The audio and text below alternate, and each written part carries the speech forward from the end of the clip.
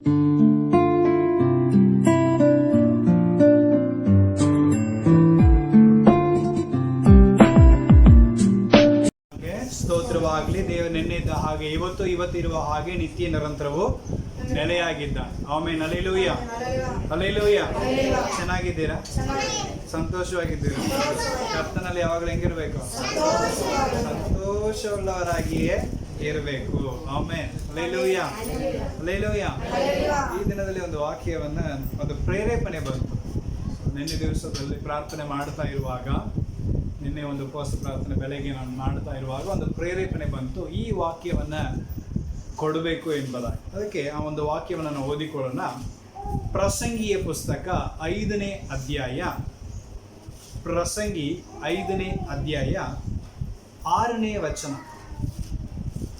ಪ್ರಸಂಗಿ 5ನೇ ಅಧ್ಯಾಯ ವಚನ 6. ನಿನ್ನ ಬಾಯಿ ನಿನ್ನನ್ನು ಪಾಪಕ್ಕೆ ಗುರಿ ಮಾಡದಂತೆ ನೋಡಿಕೋ. ಆಮೆನ್. ಹಲ್ಲೆಲೂಯಾ. ನಿನ್ನ ಬಾಯಿ ಪಾಪಕ್ಕೆ ನಿನ್ನನ್ನು ಗುರಿ ಮಾಡದಂತೆ ನೋಡಿಕೋ. ಆಮೆನ್. ಹಲ್ಲೆಲೂಯಾ. ಮನುಷ್ಯನು ಪಾಪ ಮಾಡಲಿಕ್ಕೆ ಒಂದು ಮೇನ್ ಕಾರಣ ಯಾವುದಂದ್ರೆ ಬಾಯಿ ಅಂತ. ಅದಕ್ಕೆ ಪ್ರಸಂಗಿ ಹೇಳ್ತಾ ಇದ್ದಾನೆ, ನಿನ್ನ ಬಾಯಿ ಪಾಪಕ್ಕೆ ಗುರಿ ಮಾಡದಂತೆ ಏನ್ ಮಾಡ್ರಿ ನೀನು ನೋಡಿಕೋ. ಯಾಕಂದ್ರೆ ಆ ಒಂದು ಬಾಯಿಯಲ್ಲಿ ಪಾಪ ಇದೆ. ಬಾಯಿನಲ್ಲಿ ಏನಿದೆ ರೀ? ಪಾಪ ಇದೆ. ಆದ ಕಾರಣ ಬಾಯಿನ ಏನ್ ಮಾಡ್ಕೋಬೇಡದು, ನೀನು ಪಾಪಕ್ಕೆ ಗುರಿ ಮಾಡಿಕೊಳ್ಳಬಾರದು. ಆಮೇಲೆ ಯೋಬ ಒಂದು ವಾಕ್ಯ ಹೇಳ್ತಾ ಇದ್ದಾನೆ. ಯೋಬನ ಪುಸ್ತಕ 31ನೇ ಅಧ್ಯಾಯ 30ನೇ ವಚನ. ಯೋಬ 31ನೇ ಅಧ್ಯಾಯ 30ನೇ ವಚನ. ಇಲ್ಲವೇ ಇಲ್ಲ ನನ್ನ ಬಾಯಿ ಅವನನ್ನು ಶಪಿಸಿ ಅವನ ಪ್ರಾಣ ಹೋಗಲಿ ಎಂದು ಬೇಡಿಕೊಂಡು ಪಾಪವಶವಾಗುವುದಕ್ಕೆ ನಾನು ಒಪ್ಪಲೇ ಇಲ್ಲ. ಆಮೇಲೆ ಹಲ್ಲೆಲೂಯಾ. ಎಂತ ವಾಕ್ಯ ನೋಡ್ರಿ. ಅವನ ಹಾಳಾಗಿ ಹೋಗ್ಲಿ, ಅವನ ನಾಶವಾಗಿ ಹೋಗ್ಲಿ ಅಂತೇಳಿ ಶಪಿಸಿ, ಆ ಶಾಪದಿಂದ ನಾನೇನಾಗಬಾರದು, ಪಾಪಿಗೇಡಿ ಆಗಬಾರದು. ಆಮೇಲೆ ಅದಕ್ಕೆ ನಾನು ಅವಕಾಶ ಕೊಡಲೇ ಇಲ್ಲ. ಯೋಬನಿಗೆ ನಾನು ಓದುವಾರನೇ ಹೇಳಿದ್ದೇನೆ, ಯೋಬನಿಗೆ ತುಂಬಾ ಅವಕಾಶ ಇತ್ತು. ಯಾರಿಗೆ? ಸೈತಾನನಿಗೆ ಅವಕಾಶ ಕೊಡ್ಲಿಕ್ಕೆ ಇತ್ತ ಇಲ್ವಾ? ಆದ್ರೆ ಅವನು ಒಂದು ಕಡೆ ಕೂಡ ಏನ್ ಮಾಡ್ಲಿಲ್ಲ, ಅವನು ಸೈತಾನನಿಗೆ ಅವಕಾಶ ಕೊಡಲೇ ಇಲ್ಲ. ತನ್ನ ತುಟಿಯಿಂದ ಕೂಡ ಅವನು ಏನ್ ಮಾಡಲಿಲ್ಲ, ಪಾಪ ಮಾಡಲಿಲ್ಲ. ಅವನ ಬಾಯಿ ತರೋದು ದೇವರನ್ನ ಶಪಿಸಲಿಲ್ಲ, ಮನುಷ್ಯರನ್ನ ಶಪಿಸಲಿಲ್ಲ. ಆಮೇಲೆ ದೇವರ ಮಕ್ಕಳ ಬಾಯಿನಲ್ಲಿ ಏನ್ ಮಾತು ಬರಬಾರದು? ಶಾಪದ ಮಾತುಗಳು ಬರಬಾರದು. ಅದು ನಿನಗೆ ಪಾಪ, ಅದು ನಿನಗೆ ಉರುಳು. ಹಲ್ಲೆಲೂಯಾ. ಪ್ರಾರ್ಥನೆ ಕೂಡ ಅಂತ ಪ್ರಾರ್ಥನೆ ದೇವರು ಕೇಳೋಂಗಿಲ್ಲ ಪ್ರಿಯರೇ. ನೀನ್ ಮನ ನೊಂದಿರಬಹುದು, ಆದ್ರೆ ನೀ ಮನ ನೊಂದು ಇನ್ನೊಬ್ಬರ ಹಾಲಾಗ್ಲಿ ಅಂತ ಹೇಳಿ ಪ್ರಾರ್ಥನೆ ಮಾಡಿದರೆ ಆ ಪ್ರಾರ್ಥನೆ ದೇವರು ಎಂದಿಗೂ ಖಂಡಿತವಾಗಿ ಕೇಳುವುದಿಲ್ಲ. ಅರ್ಥ ಆಯ್ತಲ್ಲ? ನಮ್ಮ ಬಾಯಿನ ಏನ್ ಮಾಡ್ಬೇಕು, ನಾವು ಪಾಪಕ್ಕೆ ಗುರಿ ಮಾಡದಂತೆ ನೋಡಿಕೊಳ್ಳಬೇಕು. ಆಮೇಲೆ ಹಲ್ಲೆಲೂಯಾ. ಕಾಯಿನಿಗೆ ಶಾಪ ಬರಲಿಕ್ಕೆ ಕಾರಣ ಏನು ಗೊತ್ತಾ? ಕಾಯಿನ್ ಅಂತ ಒಬ್ಬ ವ್ಯಕ್ತಿ, ನನಗೆ ಗೊತ್ತಿದೆಲ್ಲ, ಆದಾಮ ಅವಳನ್ನ ದೊಡ್ಡ ಮಗ ಕಾಯಿನ. ಅವನಿಗೆ ದೇವರೇನು ಕೊಟ್ಟರು? ಶಾಪ ಕೊಡ್ತಾ ಇದ್ದಾರೆ. ಯಾಕೆ ಗೊತ್ತಾ? ಕೊಂದಿದ್ದು ಕೊಟ್ರ? ವಾಕ್ಯ ಓದೋಣ. ಆದಿಕಾಂಡ 4ನೇ ಅಧ್ಯಾಯ 9ನೇ ವಚನ. ಯೆಹೋವನು ಕಾಯಿನನಿಗೆ, ನಿನ್ನ ತಮ್ಮನಾದ ಹೆಬೆಲನು ಎಲ್ಲಿ ಎಂದು ಕೇಳಲು, ಯಾರು ಕೇಳ್ತಾ ಇದಾರೆ? ಇದು ದೇವರು ಕೇಳ್ತಾ ಇದ್ದಾರೆ. ಯಾರ ಹತ್ರ ಕೇಳ್ತಾ ಇದ್ದಾರೆ? ಕಾಯಿನ ಹತ್ರ ಕೇಳ್ತಾ ಇದಾರೆ. ಎಲ್ಲೋ ನಿನ್ನ ತಮ್ಮ? ಅದ ಕಾಯಿನ ಏನಂತನ್ರಿ ಎಂದು ಕೇಳಲು ಅವನು, ನಾನು ಅರಿಯೆ, ನನಗೇನ್ ಗೊತ್ತೈತಿ? ನನಗೆ ಗೊತ್ತಿಲ್ಲ. ನನ್ನ ತಮ್ಮನಿಗೆ ನಾನೇನು ಕಾವಲುಗಾರನೋ? ಅವನಿಗೆ ನಾನ್ ಸೆಕ್ಯೂರಿಟಿ ಗಾರ್ಡ? ಏನು ಅವನ್ನ ಕಾಯ್ತಾ ಇರೋದು ನನ್ನ ಡ್ಯೂಟಿನಾ? ಅವ ಎಲ್ಲಂತ ಯಾಕೆ ನನ್ನ ಹತ್ರ ಕೇಳ್ತೀನಿ ಅಂತ ಯಾರು ಮಾತಾಡ್ತಾ ಇದ್ದಾನೆ? ಕಾಯಿನ. ಯಾರ ಹತ್ರ ಮಾತಾಡ್ತಾ ಇದ್ದಾನೆ? ದೇವರ ಹತ್ರ ಮಾತಾಡ್ತಾ ಇದ್ದಾನೆ. ಎಂತ ಸೊಕ್ಕು ನೋಡ್ರಿ. ಅದಕ್ಕೆ ಬಾಯಿನ ಏನ್ ಮಾಡ್ರಿ ನೀವು? ಪಾಪಕ್ಕೆ ಗುರಿ ಮಾಡಿಕೊಳ್ಳಬೇಡ್ರಿ. ವಿರೋಧವಾಗಿ ಮಾತಾಡಕ್ ಹೋಗ್ಬೇಡ್ರಿ. ದೇವರನ್ನು ಶಪಿಸ್ಲಿಕ್ಕೆ ಬರಬಾರ್ದು, ಮನುಷ್ಯನ ಶಪಿಸ್ಲಿಕ್ಕೆ ಬರಬಾರ್ದು. ತಪ್ಪು ಮಾಡ್ಯಾನ, ಏನ್ ಮಾಡ್ಯಾನ ಅವನು? ತಪ್ಪು ಮಾಡಿದಾನ. ದೇವರು ಬಂದು ಕೇಳ್ತಾ ಇದ್ದಾರೆ, ಅವನು ತಪ್ಪು ಮಾಡಿದ ಯಾರು ಗೊತ್ತು?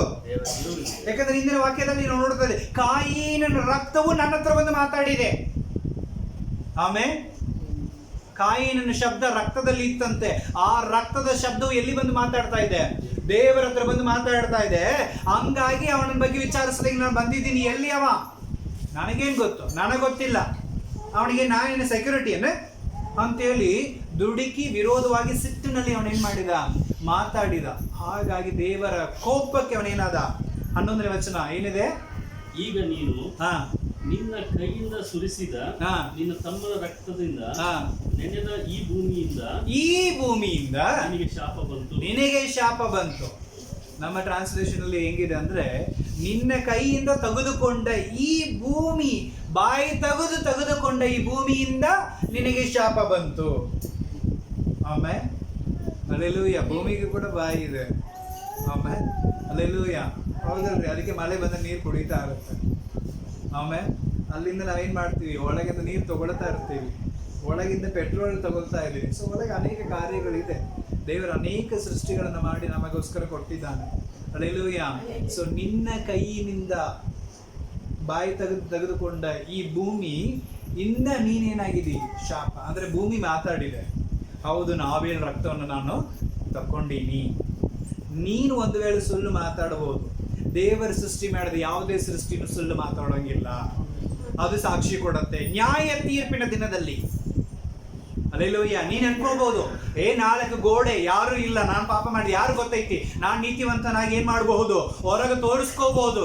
ಆದ್ರೆ 4 ಗೋಡೆ ಕೂಡ ದೇವರ ಹತ್ರ ಬಂದು ಸಾಕ್ಷಿ ಕೊಡುವಂತದಾಗಿದೆ. ಆಮೇಲೆ ಹಲ್ಲೆಲೂಯ. ಅದಕ್ಕೂ ಕೂಡ ದೇವರು ಬಾಯಿನ ಇಟ್ಟಿರುತ್ತಾನೆ. ನೀನು ಮೌನವಾಗಿದ್ರೆ ಕಲ್ಲುಗಳು ಮಾತಾಡುತ್ತೆ ಅಂತ ಯೇಸುಸ್ವಾಮಿ ಹೇಳಿದ್ದಾನೆ.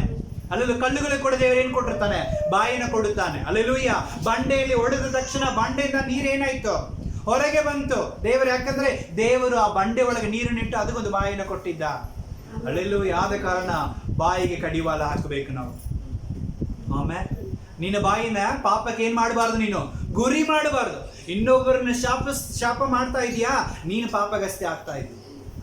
ಇನ್ನೊಬ್ಬರ ಶಪಿಸ್ತಾ ಇದೀಯಾ, ನಿನಗೆ ಅದು ಪಾಪದ ಲೆಕ್ಕಕ್ಕೆ ಬರ್ತಾ ಇರುತ್ತೆ.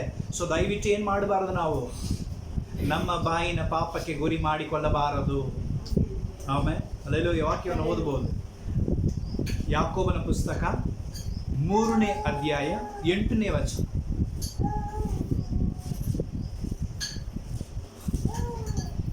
ಆದರೆ ನಾಲಿಗೆಯನ್ನು ಯಾವ ಮಾನವನ್ನು ಹತೋಟಿಗೆ ತರಲಾರನು. ಆದ್ರೆ ಕಷ್ಟ ಅಂತಾನೆ ಯಾಕೋಬ. ಆಮೇಲೆ ಯಾವ ಮನುಷ್ಯನು ತನ್ನ ಆ ಒಂದು ಮಾತು, ನಾಲಿಗೆ ಒಳ್ಳೆತ್ತ ನೋಡ್ರಿ. ಯಾಕಂದ್ರೆ ನಾಲಿಗೆಗೆ ಏನಿಲ್ಲ ಅಂತೆ, ಏನಿಲ್ಲ, ಎಳು ಬೈತಾ, ಎಳು ಬಿದ್ರೆ ಸ್ವಲ್ಪ ಸ್ಟ್ರಿಪ್ ಆಗಿ ಹಿಡಿಬಹುದು, ಅದಕ್ಕೇನಿಲ್ಲ, ಎಳುವಿಲ್ಲ. ಹಂಗಾಗಿ ಅದು ಹೆಂಗ್ ಬೇಕಂದ್ರೆ ಹಂಗ ಒಳ್ಳತ್ತೆ. ಆಮೇಲೆ ಅದಕ್ಕೆ ಅದನ್ನ ಹತೋಟಿಯಲ್ಲಿ ತೆಗೆದುಕೊಂಡು ಬರೋದು ತುಂಬಾ ಕಷ್ಟ. ಹಲ್ಲೆಲೂಯ. ಅದು ಕಂಟ್ರೋಲ್ ಮಾಡೋದು ತುಂಬಾ ಕಷ್ಟ. ಆದ್ರೆ ಏನ್ ಮಾಡಬೇಕು? ನೀನು ಕಂಟ್ರೋಲ್ ಮಾಡಲೇಬೇಕು. ಇಲ್ಲ ಅಂದ್ರೆ ಅದು ನಿನ್ನನ್ನ ಪಾಪಕ್ಕೆ ಗುರಿ ಮಾಡುವಂತದಾಗಿದೆ. ಹಲ್ಲೆಲೂಯ. ಯೇಸುಸ್ವಾಮಿ ಹೇಳಿದ ಅನೇಕ ಮಾತುಗಳಲ್ಲಿ ಚಾಡಿ ಹೇಳಬಾರದು, ಸುಳ್ಳು ಹೇಳಬಾರದು ಬರೆಯಲ್ಪಟ್ಟಿದೆ ತಾನೆ. ಹಲ್ಲೆಲೂಯ. ಚಾಡಿ ಅಂದ್ರೆ ಏನ್ರಿ ಅರ್ಥ? ಇವ್ರು ಮಾತಾಡೋದನ್ನ ಹೋಗಿ ಅಲ್ಲಿ ಹಚ್ಚೋದು, ಅವ್ರು ಮಾತಾಡೋದನ್ನೊಂದು ಇಲ್ಲಿ ಹಚ್ಚೋದು, ತಾವು ಒಳ್ಳೆ ಒಂದು ತರ ತೋರಿಸ್ಬೋದು. ಇದು ಪಾಪ. ದೇವರ ವಾಕ್ಯದ ಪ್ರಕಾರ ಇದು ಪಾಪ. ಚಾಡಿ ಹೇಳೋದು ಪಾಪ. ಇದು ಕಾರಣ ಯಾವುದು? ಹಲ್ಲೆಲೂಯ. ಸೊ ಅದಕ್ಕೆ ನಿನ್ನ ಒಂದು ಬಾಯಿನ ಪಾಪಕ್ಕೆ ಏನ್ ಮಾಡಬೇಡ ಅಂತಾನ, ಗುರಿ ಮಾಡಬೇಡ. ನಿನ್ನ ನಾಲಿಗೆಯನ್ನು ನಿನ್ನ ಹತೋಟಿಯಲ್ಲಿ ಏನ್ ಮಾಡ್ಕೋಬೇಕು? ನೀನು ಇಟ್ಟುಕೋ. ಅದು ಸ್ವಲ್ಪ ಕಷ್ಟ, ಯಾಕಂದ್ರೆ ಅದು ನಮ್ಮ ಕಂಟ್ರೋಲ್ ಬರೋದು ಕಷ್ಟ. ಕೋಪ ಬಂದಾಗ, ಏನೋ ಸಿಟ್ಟು ಬಂದಾಗ, ರೋಷ ಬಂದಾಗ ಆಟೋಮೆಟಿಕ್ ಆಗಿ ದುಡುಕಿ ಏನ್ ಮಾಡ್ತೀವಿ ನಾವು? ಪಟ್ ಅಂತ ಮಾತಾಡ್ಬಿಡ್ತೀವಿ. ಆದ್ರೆ ಆ ಮಾತಿನಿಂದ ಎಂತ ದೊಡ್ಡ ಪರಿಣಾಮ ಬರುತ್ತೆ ಗೊತ್ತಲ್ಲ. ಆಮೇಲೆ ಅದಕ್ಕೆ ಬಾಯಿನ ಏನ್ ಮಾಡು? ನೀನು ನಿನ್ನ ಹತೋಟಿಯಲ್ಲಿ ಇಟ್ಟುಕೋ. ಕೀರ್ತನೆ 34ನೇ ಕೀರ್ತನೆ 13ನೇ ವಚನದಲ್ಲಿ ವಾಕ್ಯ ಈ ರೀತಿಯಾಗಿದೆ, ಓದಿಕೊಳ್ಳೋಣ. ಕೀರ್ತನೆ 34:13 ವಚನ. 34ನೇ ಅಧ್ಯಾಯ 13ನೇ ವಚನ. ಕೆಟ್ಟದಕ್ಕೆ ಹೋಗದಂತೆ ನಾಲಿಗೆಯನ್ನು ಕಾದುಕೋ. ವಂಚನೆಯ ಮಾತುಗಳಿಗೆ ಬಿಡದೆ ತುಟಿಗಳನ್ನು ನೀನೇನ್ ಮಾಡು, ನೀನು ಭದ್ರಪಡಿಸಿಕೋ. ವಂಚನೆ ಮಾತುಗಳಿಗೆ, ಕೇಡಿನ ಮಾತುಗಳಿಗೆ, ಕೆಟ್ಟ ಕಾರ್ಯಗಳಿಗೆ ನಿನ್ನ ನಾಲಿಗೆ, ನಿನ್ನ ತುಟಿಗಳನ್ನ ಭದ್ರಪಡಿಸಿಕೋ. ಅಲ್ಲಿ ಹೋಗ್ಬಾರ್ದು. ಗೊತ್ತೈತಿ ನಮಗೆ, ದೇವರು ಮುಂಚಿತವಾಗಿ ತಿಳಿಸಿರ್ತಾನೆ ಅಲ್ಲಿ ಹೋದ್ರೆ ಹಿಂಗಾಗತ್ತೆ ಅಂದ್ರೆ ಯಾಕೆ ಹೋಗ್ಬೇಕ್ರಿ ನಾವು? ಹೌದಾ ಇಲ್ವಾ? ಲಾಸ್ಟ್ಗೆ ಏನಂತ ಉತ್ತರ ಹೇಳ್ತಾರೆ ಗೊತ್ತಾ?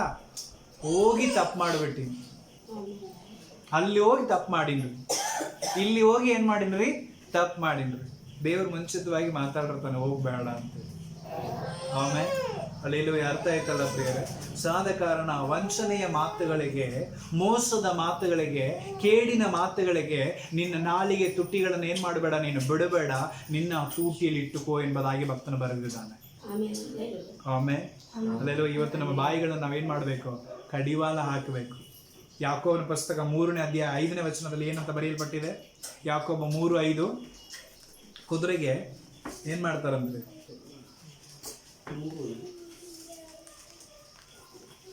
ಹಾಗೆ 3ನೇ ವಚನ ಓದೋಣ. 3ನೇ ಅಧ್ಯಾಯ 3ನೇ ವಚನ. ಕುದುರೆಗಳು ನಮ್ಮ ಇಚ್ಛೆಯಂತೆ ನಡೆಯುವ ಹಾಗೆ ಅವುಗಳ ಬಾಯಿಗೆ ಕಡಿವಾಣ ಹಾಕುತ್ತೇವೆ. ಕುದುರೆ ಬಾಯಿಗೆ ಕಡಿವಾಳ ಹಾಕಿರ್ತಾರ, ನೋಡಿರ್ತೀರಾ ನೀವು? ಕುದುರೆ ಬಂಡಿ ನೋಡಿರಿ? ಕುದುರೆಗೆ ಬಾಯಿಗೆ ಏನ್ ಹಾಕಿರ್ತಾರೆ ಇವರು? ಒಂದು ಕಡಿವಾಳ ಹಾಕಿರ್ತಾರ. ಯಾಕ? ಒಂದ್ ವೇಳೆ ಬಾಯಿ ತೆಗೆದು ಬಿಟ್ರೆ ನಮ್ಮ ಇಚ್ಛೆ ಅದು ಮಾಡೋಂಗಿಲ್ಲ, ನಾವು ಎಲ್ಲಿ ಕರಿತೀವೋ ಅಲ್ಲಿ ಬರೋಂಗಿಲ್ಲ ಅದು. ಹಾಗಾಗಿ ಅದನ್ನ ಏನ್ ಮಾಡ್ತಾರೆ, ಅದು ಮೂಗಿಗೆ ಬಾಯಿಗೆ ಸೇರಿಸಿ ಒಂದು ಕಡಿವಾಳ ಹಾಕಿ ಹಗ್ಗ ಕಟ್ಟಿ, ಹಗ್ಗ ಆ ಒಂದು ಕಂಟ್ರೋಲ್ ಯಾರ ಹತ್ರ ಇರುತ್ತೆ? ಆ ಒಂದು ಗಾಡಿ ಓಡಿಸುವ ಕೈನಲ್ಲಿ ಇರುತ್ತೆ. ಅವ ಏನ್ ಮಾಡ್ತಾನೆ, ಅದು ಹೆಂಗೆ ಎಳಿತಾನ ಹಂಗೆ ಜಗ್ಗತ್ತೆ. ಈ ಕಡೆ ಹೋಗ್ಬೇಕಂದ್ರೆ ಈ ಕಡೆ, ಆ ಕಡೆ ಹೋಗ್ಬೇಕಂದ್ರೆ ಹಾಗೆ. ಹಿಂಗೆ ಜಗ್ಗುವಾಗ ಅದು ಗೊತ್ತಾಗ್ಬಿಡ್ತದೆ, ಇವ ಹಿಂಗ್ ಹೋಗುವಂತಾನೆ, ಹಿಂಗೆ ಹೋಗುವಂತಾನೆ. ಆಮೇಲೆ ಅಲ್ಲೆಲ್ಲೂಯ್ಯ. ಸೊ ಇಲ್ಲ ಅಂದ್ರೆ ಅವನು ಎಲ್ಲಿ ಹೋಗ್ಬೇಕೋ ಅಲ್ಲಿ ಕರ್ಕೊಂಡು ಹೋಗೋದಿಲ್ಲ. ಅದೇ ಪ್ರಕಾರವಾಗಿ ನಮ್ಮ ಬಾಯಿಗೆ ನಾವು ಏನು ಮಾಡಬೇಕಂತೆ, ಕಡಿವಾಳ ಹಾಕಬೇಕು. ದೇವರು ಹೇಳಿದ ಮಾತು. ನಾವು ಯಾವಾಗ ನಮ್ಮ ಬಾಯಿಗೆ ಕಡಿವಾಳ ಹಾಕ್ತೀವೋ ಆಗ ನಾವು ದೇವರ ಇಚ್ಛದ ಮೇರೆಗೆ ನಡೆಯುವಂಥವರಾಗಿರ್ತೇವೆ. ನಮ್ಮ ಬಿಗಿ ಯಾರ ಕೈನಲ್ಲಿರಬೇಕು? ಆಮೇಲೆ ನಮ್ಮ ಹತ್ತುಚ್ಚ ಯಾರ ಕೈನಲ್ಲಿರಬೇಕು? ಅವನು ನಮ್ಮನ್ನು ಏನು ಮಾಡಬೇಕು? ಕಂಟ್ರೋಲ್ ಮಾಡಬೇಕು. ಅಲ್ಲೆಲ್ಲೂಯ್ಯ. ಅವ ಎಲ್ಲಿ ಹೋಗುವಂತಾನ ಅಲ್ಲಿಗೆ ಹೋಗ್ಬೇಕು, ಎಲ್ಲಿ ನಿಲ್ಲು ಅಂತಾನ ಅಲ್ಲಿ ನಿಂದಿರಬೇಕು, ಎಲ್ಲಿ ತಿರುಗು ಅಂತಾನ ಅಲ್ಲಿ ತಿರುಗಬೇಕು. ಆಮೇಲೆ ಅಲ್ಲೆಲ್ಲೂಯ್ಯ. ನಮ್ಮ ಕಡಿವಾಳವು ಯಾರ ಕೈನಲ್ಲಿರಬೇಕು? ದೇವರ ಕೈನಲ್ಲಿರಬೇಕು. ಅಂದ ಮೇಲೆ ನಮ್ಮ ಬಾಯಿನ ನಮ್ಮ ತೂಟಿಲಿ ನಾವು ಇಟ್ಟುಕೊಳ್ಳಬೇಕು. ಆಮೇಲೆ ಅಲ್ಲೆಲ್ಲೂಯ್ಯ. ಅದೇ 5ನೇ ವಚನ ಓದೋಣ. ಹಾಗೆ ನಾಲಿಗೆ ಕೂಡ ಚಿಕ್ಕ ಅಂಗವಾಗಿದೆ. ಅದೇ ದೇಹದಲ್ಲಿ ತುಂಬಾ ಚಿಕ್ಕದಲ್ಲ ನಾಲಿಗೆ. ಹೆಂಗಿದಿರಿ? ತುಂಬಾ ಚಿಕ್ಕದು. ಅಲ್ಲೆಲ್ಲೂಯ್ಯ. ಚಿಕ್ಕದಾಗಿದ್ರು ದೊಡ್ಡ ಕಾರ್ಯಗಳನ್ನು ಮಾಡುವ ಕೊಚ್ಚಿಕೊಳ್ಳುತ್ತದೆ. ಆಮೇಲೆ ಅಲ್ಲೆಲ್ಲೂಯ್ಯ. ಏನೇ ಇಲ್ರಿ, ಈ ನಾಲಿಗೆ ಇದೆ ನೋಡ್ರಿ, ಆ ತುದಿನ ಸ್ವಲ್ಪ ಕಟ್ ಮಾಡಿಬಿಟ್ರು ನೋಡೋಣ. ಮಾತಾಡ್ತೀರಾ ನೀವು? ಮಾತಾಡಕ್ ಆಗತ್ತಾ ನಮಗೆ? ಇಲ್ಲ. ಇದೇ ನಾಲಿಗೆ ಸ್ವಲ್ಪ ದಪ್ಪಗಿರ್ಲಿ, ಅರ್ಥ ಆಗತ್ತಾ? ಆಮೇಲೆ ಅಲ್ಲೆಲ್ಲೂಯ್ಯ. ಎಷ್ಟಿರ್ಬೇಕು ಅಷ್ಟೇ ಇರಬೇಕು, ಅಂದ್ರೆ ಮಾತು ಶಬ್ದ ಕ್ಲಿಯರ್ ಆಗಿ ಬರುತ್ತೆ. ಒಂದು ವೇಳೆ ದಪ್ಪ ಆದ್ರೂ ಇಲ್ಲ ಅಥವಾ ಕಟ್ ಮಾಡಿ ಸಣ್ಣದು ಮಾಡ್ಕೊಂಡ್ರೆ ಏನಾಗೋದಿಲ್ಲ, ಮಾತು ಹೊರಗೆ ಬರೋಂಗಿಲ್ಲ, ಮಾತಾಡೋದು ಅರ್ಥ ಆಗೋದೇ ಇಲ್ಲ. ಅಲ್ಲೆಲ್ಲೂ ಅರ್ಥ ಆಯ್ತಲ್ಲ? ಇಷ್ಟೇ ಚಿಕ್ಕ ನಾಲಿಗೆ ಆದ್ರೆ ಎಂತ ದೊಡ್ಡ ಮಾತುಗಳನ್ನು ಮಾಡಿಕೊಡುತ್ತೆ, ಕೊಚ್ಚಿಕೊಳ್ಳುತ್ತಂತೆ. ಆಮೇಲೆ ಕೊಚ್ಚಿಕೊಳ್ಳೋದ್ರಲ್ಲಿ ನಂಬರ್ 1 ಆಮೇಲೆ ನಾಲಿಗೆ. ಅದಕ್ಕೆ ಈ ನಾಲಿಗೆಗೆ ನಾವೇನ್ ಮಾಡಬೇಕು? ಆಮೇಲೆ ಅಲ್ಲೆಲ್ಲೂಯ್ಯ. ನಿನ್ನೆ ಪ್ರೇಯರ್ನಲ್ಲಿ ಇದ್ದಾಗ ಸಹೋದರ ಬಂದಿದ್ದ, ಸ್ವಲ್ಪ ಮಾತಾಡ್ತಾ ಇದ್ದೆ.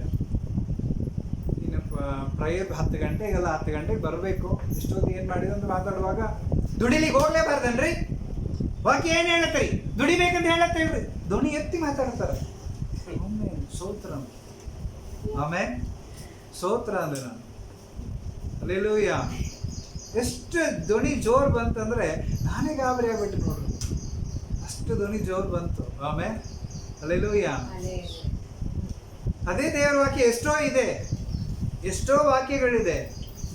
ಇನ್ನು ಸ್ವಲ್ಪ ನಿದ್ದೆ, ಇನ್ನು ಸ್ವಲ್ಪ ತೂಕಡಿಗೆ, ಇನ್ನು ಸ್ವಲ್ಪ ಮಲಗಿಕೊಳ್ಳುವಿಯೋ, ಎರಿಗೆ ಹತ್ರ ಹೋಗಿ ಏನ್ ಮಾಡಿ ನೀನು ಪಾಠ ಕಲಿ, ಚಿಕ್ಕಿ ಎರಿಗೆ ಹತ್ರ ಹೋಗಿ ಪಾಠ ಕಲಿ ಅಂತ ದೇವರು ಜೋರಿಂದ ಹೇಳಿದಾನ ಇಲ್ವಾ? ಆಮೇಲೆ ನಾವು ಕಲಿತೀವ? ಹಗಲು ರಾತ್ರಿ ದುಡಿತಾವ ಅದು. ನಾವೇನ್ ಮಾಡ್ತೀವಿ? ಓದ್ತಾಯ್ತು ಬಿಡು ಮಲಗೋಣ, ಆಯ್ತು ಇನ್ನೂ ಸ್ವಲ್ಪ ಮಕ್ಕೊಂಡು 10 ಗಂಟೆಗೆ ಎದ್ದು ಹೋಗೋಣ ಎಲ್ಲ ನಾವು ಮಾಡಿಕೊಂಡು ಎಷ್ಟು ಸಲೀಸಾಗಿ ನಾವೇನ್ ಮಾಡ್ತೀವಿ? ಬಾಯಿ ತಗೊಂಡು ಮಾತಾಡ್ತೀವಿ. ಆಮೇಲೆ ಅಲ್ಲೆಲ್ಲಿ ಬಾಯಿ ಕಡಿವಾಲ ಹಾಕ್ಬೇಕು. ನಮ್ಮನ್ನ ಪಾಪಕ್ಕೆ ಗುರಿ ಮಾಡುವಂಥದ್ದಾಗಿದೆ. ಆಮೇಲೆ ಏನ್ ಮಾಡತ್ತದು? ಪಾಪಕ್ಕೆ ಗುರಿ ಮಾಡುತ್ತೆ. ಹಲ್ಲೆಲೂಯಾ. ಯಾಕಂದ್ರೆ ನೀನು ದುಡುಕಿ ಮಾತಾಡೋ ಮಾತುಗಳು ಪಾಪದ ಲೆಕ್ಕದಲ್ಲಿ ಕೌಂಟ್ ಆಗ್ತಾ ಇರುತ್ತೆ. ನಾವ್ ಎಲ್ಲರೂ ಏನ್ ಮಾಡ್ತಾ ಇರಬೇಕು? ದೇವರಿಗೆ ಲೆಕ್ಕ ಒಪ್ಪಿಸಬೇಕು. ಆಮೇಲೆ ಮಾತು ತಪ್ಪದವನಾಗಿರೋ, ಅದೇ ಯಾಕೋಬನ ಪುಸ್ತಕ 3ನೇ 2ನೇ ವಚನದಲ್ಲಿ ಇದೆ.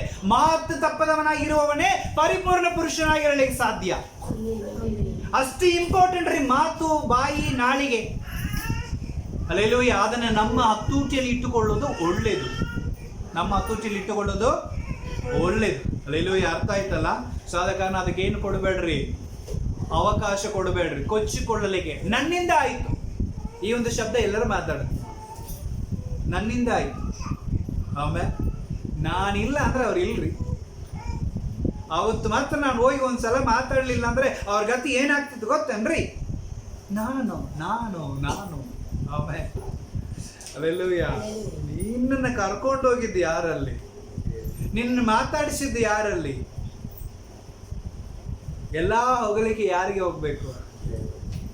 ಕೊಚ್ಚಿಕೊಳ್ಳಬೇಕಂದ್ರೆ ಯಾರನ್ನ ಕೊಚ್ಚಿಕೊಳ್ಳಬೇಕಂತ ಪೌಲನು ಹೇಳ್ತಾ ಇದ್ದಾನೆ 1ನೇ ಕೊರಿಂಥಿಯ 1ನೇ ಅಧ್ಯಾಯದಲ್ಲಿ ಕೊನೆಯ ವಚನದಲ್ಲಿ, ನಾನು ಎಚ್ಚರ ಪಡೋದಾಗಿದ್ರೆ, ನಾನು ಹೆಮ್ಮೆ ಪಡೋದಾಗಿದ್ರೆ ಕರ್ತನ ನಾಮಕ್ಕೆ ನಾನು ಹೆಮ್ಮೆ ಪಡುತ್ತೇನೆ ಅಂತಾನೆ. ಆಮೇಲೆ ಅಲ್ಲೆಲ್ಲೂಯ್ಯ. ನಮ್ಮಲ್ಲಿ ಕೊಚ್ಚಿಕೊಳ್ಳಲಿಕ್ಕಂತ ಏನೇನು ಇಲ್ಲ. ಸ್ವಲ್ಪ ದೇವರು ನಿನ್ನ ಆರೋಗ್ಯ ಗೆದ್ಕೊಂಡ್ರೆ, ಸ್ವಲ್ಪ ನಿನ್ನ ನರ ಸ್ವಲ್ಪ ವೀಕ್ ಆಗಿಬಿಟ್ರೆ, ನಿನ್ನ ಶರೀರ ಸ್ವಲ್ಪ ಏನೋ ಬೆಳಗಿನತೆ ಆಗಿಬಿಟ್ರೆ ನಾನು ಅಂತ ಶಬ್ದ ಬರೋಕ್ಕಾಗತ್ತಾ? ಬರೋದಿಲ್ಲ.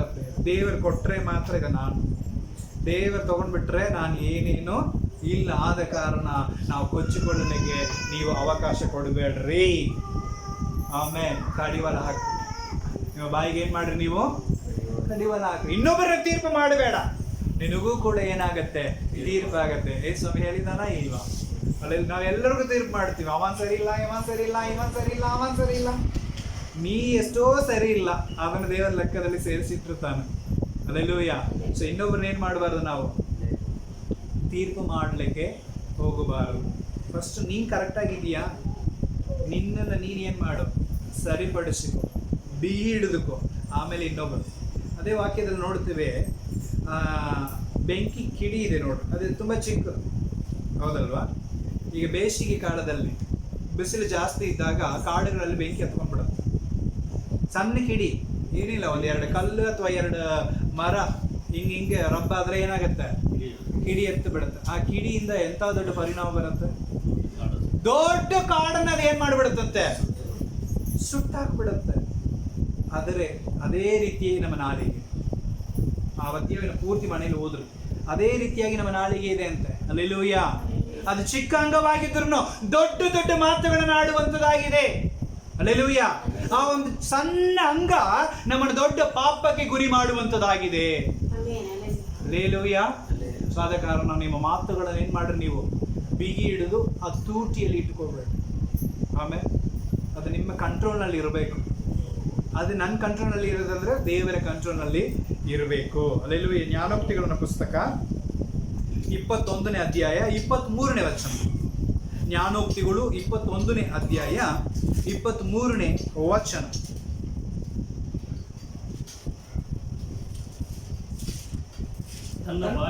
ತನ್ನ ಬಾಯನ್ನು ನಾಲಿಗೆಯನ್ನು ಕಾಯುವವನು ಆಮೇಲೆ ತೊಂದರೆಗಳಿಂದ ಅವನು ಏನ್ ಮಾಡ್ತಾನಂತೆ?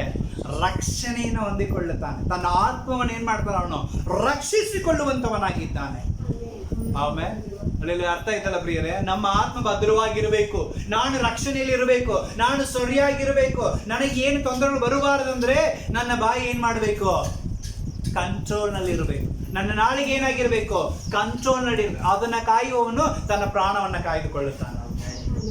ಆಮೇಲೆ ಅಲ್ಲೆಲ್ಲೂ ಅರ್ಥ ಆಯ್ತಲ್ಲ? ಇವತ್ತು ಜಗಳಕ್ಕೆ ಕಾರಣ ಬಾಯಿ, ಸಮಾಧಾನ ಕೆಡ್ಲಿಕ್ಕೆ ಕಾರಣ ಬಾಯಿ, ತೊಂದರೆಗೆ ಕಾರಣ ಬಾಯಿ. ಅಲ್ಲೆಲ್ಲೂ ಎಲ್ಲದೂ ಕಾರಣ ಏನಾಗಿದೆ? ಬಾಯಿ. ಅದಕ್ಕೆ ಯೇಸುಸ್ವಾಮಿ ಹೇಳಿದಾನೆ, ಬಾಯಿನ ಬಿಗಿ ಇಡಿ, ಪಾಪಕ್ಕೆ ಗುರಿ ಮಾಡಿಕೊಳ್ಳಬಾರದು. ಅಲ್ಲೆಲ್ಲೂಯ್ಯ, ಅದು ನಿನ್ನ ಅತೂತಿಯಲ್ಲಿರಬೇಕು. ಅಲ್ಲೆಲ್ಲೂಯ್ಯ, ಅದು ಪಾಪ ಅಂದ್ರೆ ಪಾಪದ ಲೆಕ್ಕಕ್ಕೆ ಹೋಗ್ತಾ ಇರತ್ತೆ ಮಾತುಗಳು. ಯಾರಿಗೆ ಲೆಕ್ಕ ಒಪ್ಪಿಸ್ಬೇಕು ನಾವು?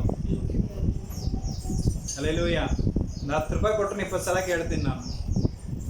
ಆಮೇಲೆ 10 ರೂಪಾಯಿ ಕೊಟ್ಟಿನಲ್ಲೋ, ಎಲ್ಲಿ ಹೋಯ್ತು, ಏನಾಯ್ತು ಲೆಕ್ಕ ಕೇಳ್ತೀನಿ. ಅಲ್ಲೆಲ್ಲೂಯ್ಯ, ಅಂದ್ರೆ ಈ ನಿತ್ಯ ಜೀವಕ್ಕೆ ಹೋಗುವಂತ ನಮಗೆ ದೇವರು ಎಂತ ಲೆಕ್ಕ ಕೇಳ್ತಾನೆ ಯೋಚನೆ ಮಾಡಲು. ಅಲ್ಲೆಲ್ಲೂಯ್ಯ, ಎಲ್ಲದಕ್ಕೂ ನಾವೇನ್ ಕೊಡಬೇಕು? ಲೆಕ್ಕ ಒಪ್ಪಿಸಬೇಕು. ಹಂಗಾಗಿ ನಮ್ಮ ಬಾಯಿ ಕಂಟ್ರೋಲ್ನಲ್ಲಿ ಇರಬೇಕು. ವಾಕ್ಯದಲ್ಲಿ ನಾವು ನೋಡ್ಬೋದು, ಎಫೆಸಿಯ ಪುಸ್ತಕ 4ನೇ ಅಧ್ಯಾಯ 29ನೇ ವಚನ. ಎಫೆಸಿಯ ಪುಸ್ತಕ 4ನೇ ಅಧ್ಯಾಯ 29ನೇ ವಚನ. ನಿಮ್ಮ ಬಾಯಿ ಒಳಗಿಂದ ಯಾವ ಕೆಟ್ಟ ಮಾತುಗಳು ಹೊರಡಬಾರದು. ಭಕ್ತಿಯನ್ನು ಉಂಟು ಮಾಡುವಂತೆ, ಹೆಚ್ಚಿಸುವಂತೆ, ಸಮೃದ್ಧಿಕರವಾದ ಮಾತುಗಳನ್ನೇ ಅದು ಕೇಳುವವರಿಗೆ ಹಿತವಾಗಿ ಏನ್ ಮಾಡ್ಬೇಕಂತೆ? ನಾವು ಮಾತಾಡುವಂತವರಾಗಿರಬೇಕು. ಆಮೇಲೆ ನಮ್ಮ ಬಾಯಿ ತೆಗೆದ್ರೆ ಎಂತ ಮಾತು ಬರುತ್ತೆ? ಹೊಲಸು ಮಾತು. ಮಕ್ಕಳನ್ನ ಬೈಲಿಕ್ಕೆ ಎಂತ ಮಾತುಗಳನ್ನು ತಗೊಳ್ತೀವಿ? ಮಕ್ಕಳಿಗೆ ಕೆಟ್ಟ ಮಾತುಗಳನ್ನು ಕಳಿಸೋರು ನಾವು. ಅಲ್ಲೆಲ್ಲೂಯ್ಯ, ಮಕ್ಕಳಿಗೆ ಕೆಟ್ಟ ಮಾತುಗಳನ್ನು ಕಳಿಸೋದು ಯಾರ್ರಿ? ನಾನು ನನ್ನ ಮಕ್ಕಳನ್ನ ಬೈಯೋದೇ ಹೆಂಗಂತ ಬೈತೀನಿ. ನಿಮಗೆ ಗೊತ್ತಿರುತ್ತೆ ಎಂತ ಶಬ್ದಗಳನ್ನ ಹಾಕಿ ಬೈತೀರಿ. ಅಲ್ಲೆಲ್ಲೂಯ್ಯ, ಅವಾಗ ನಾಳೆ ಅವನು ಕೂಡ ತನ್ನ ಮಕ್ಕಳನ್ನ ಹಂಗೆ ಬೈತಾನೆ. ಆಮೇಲೆ ಅರ್ಥ ಆಯ್ತಲ್ಲ?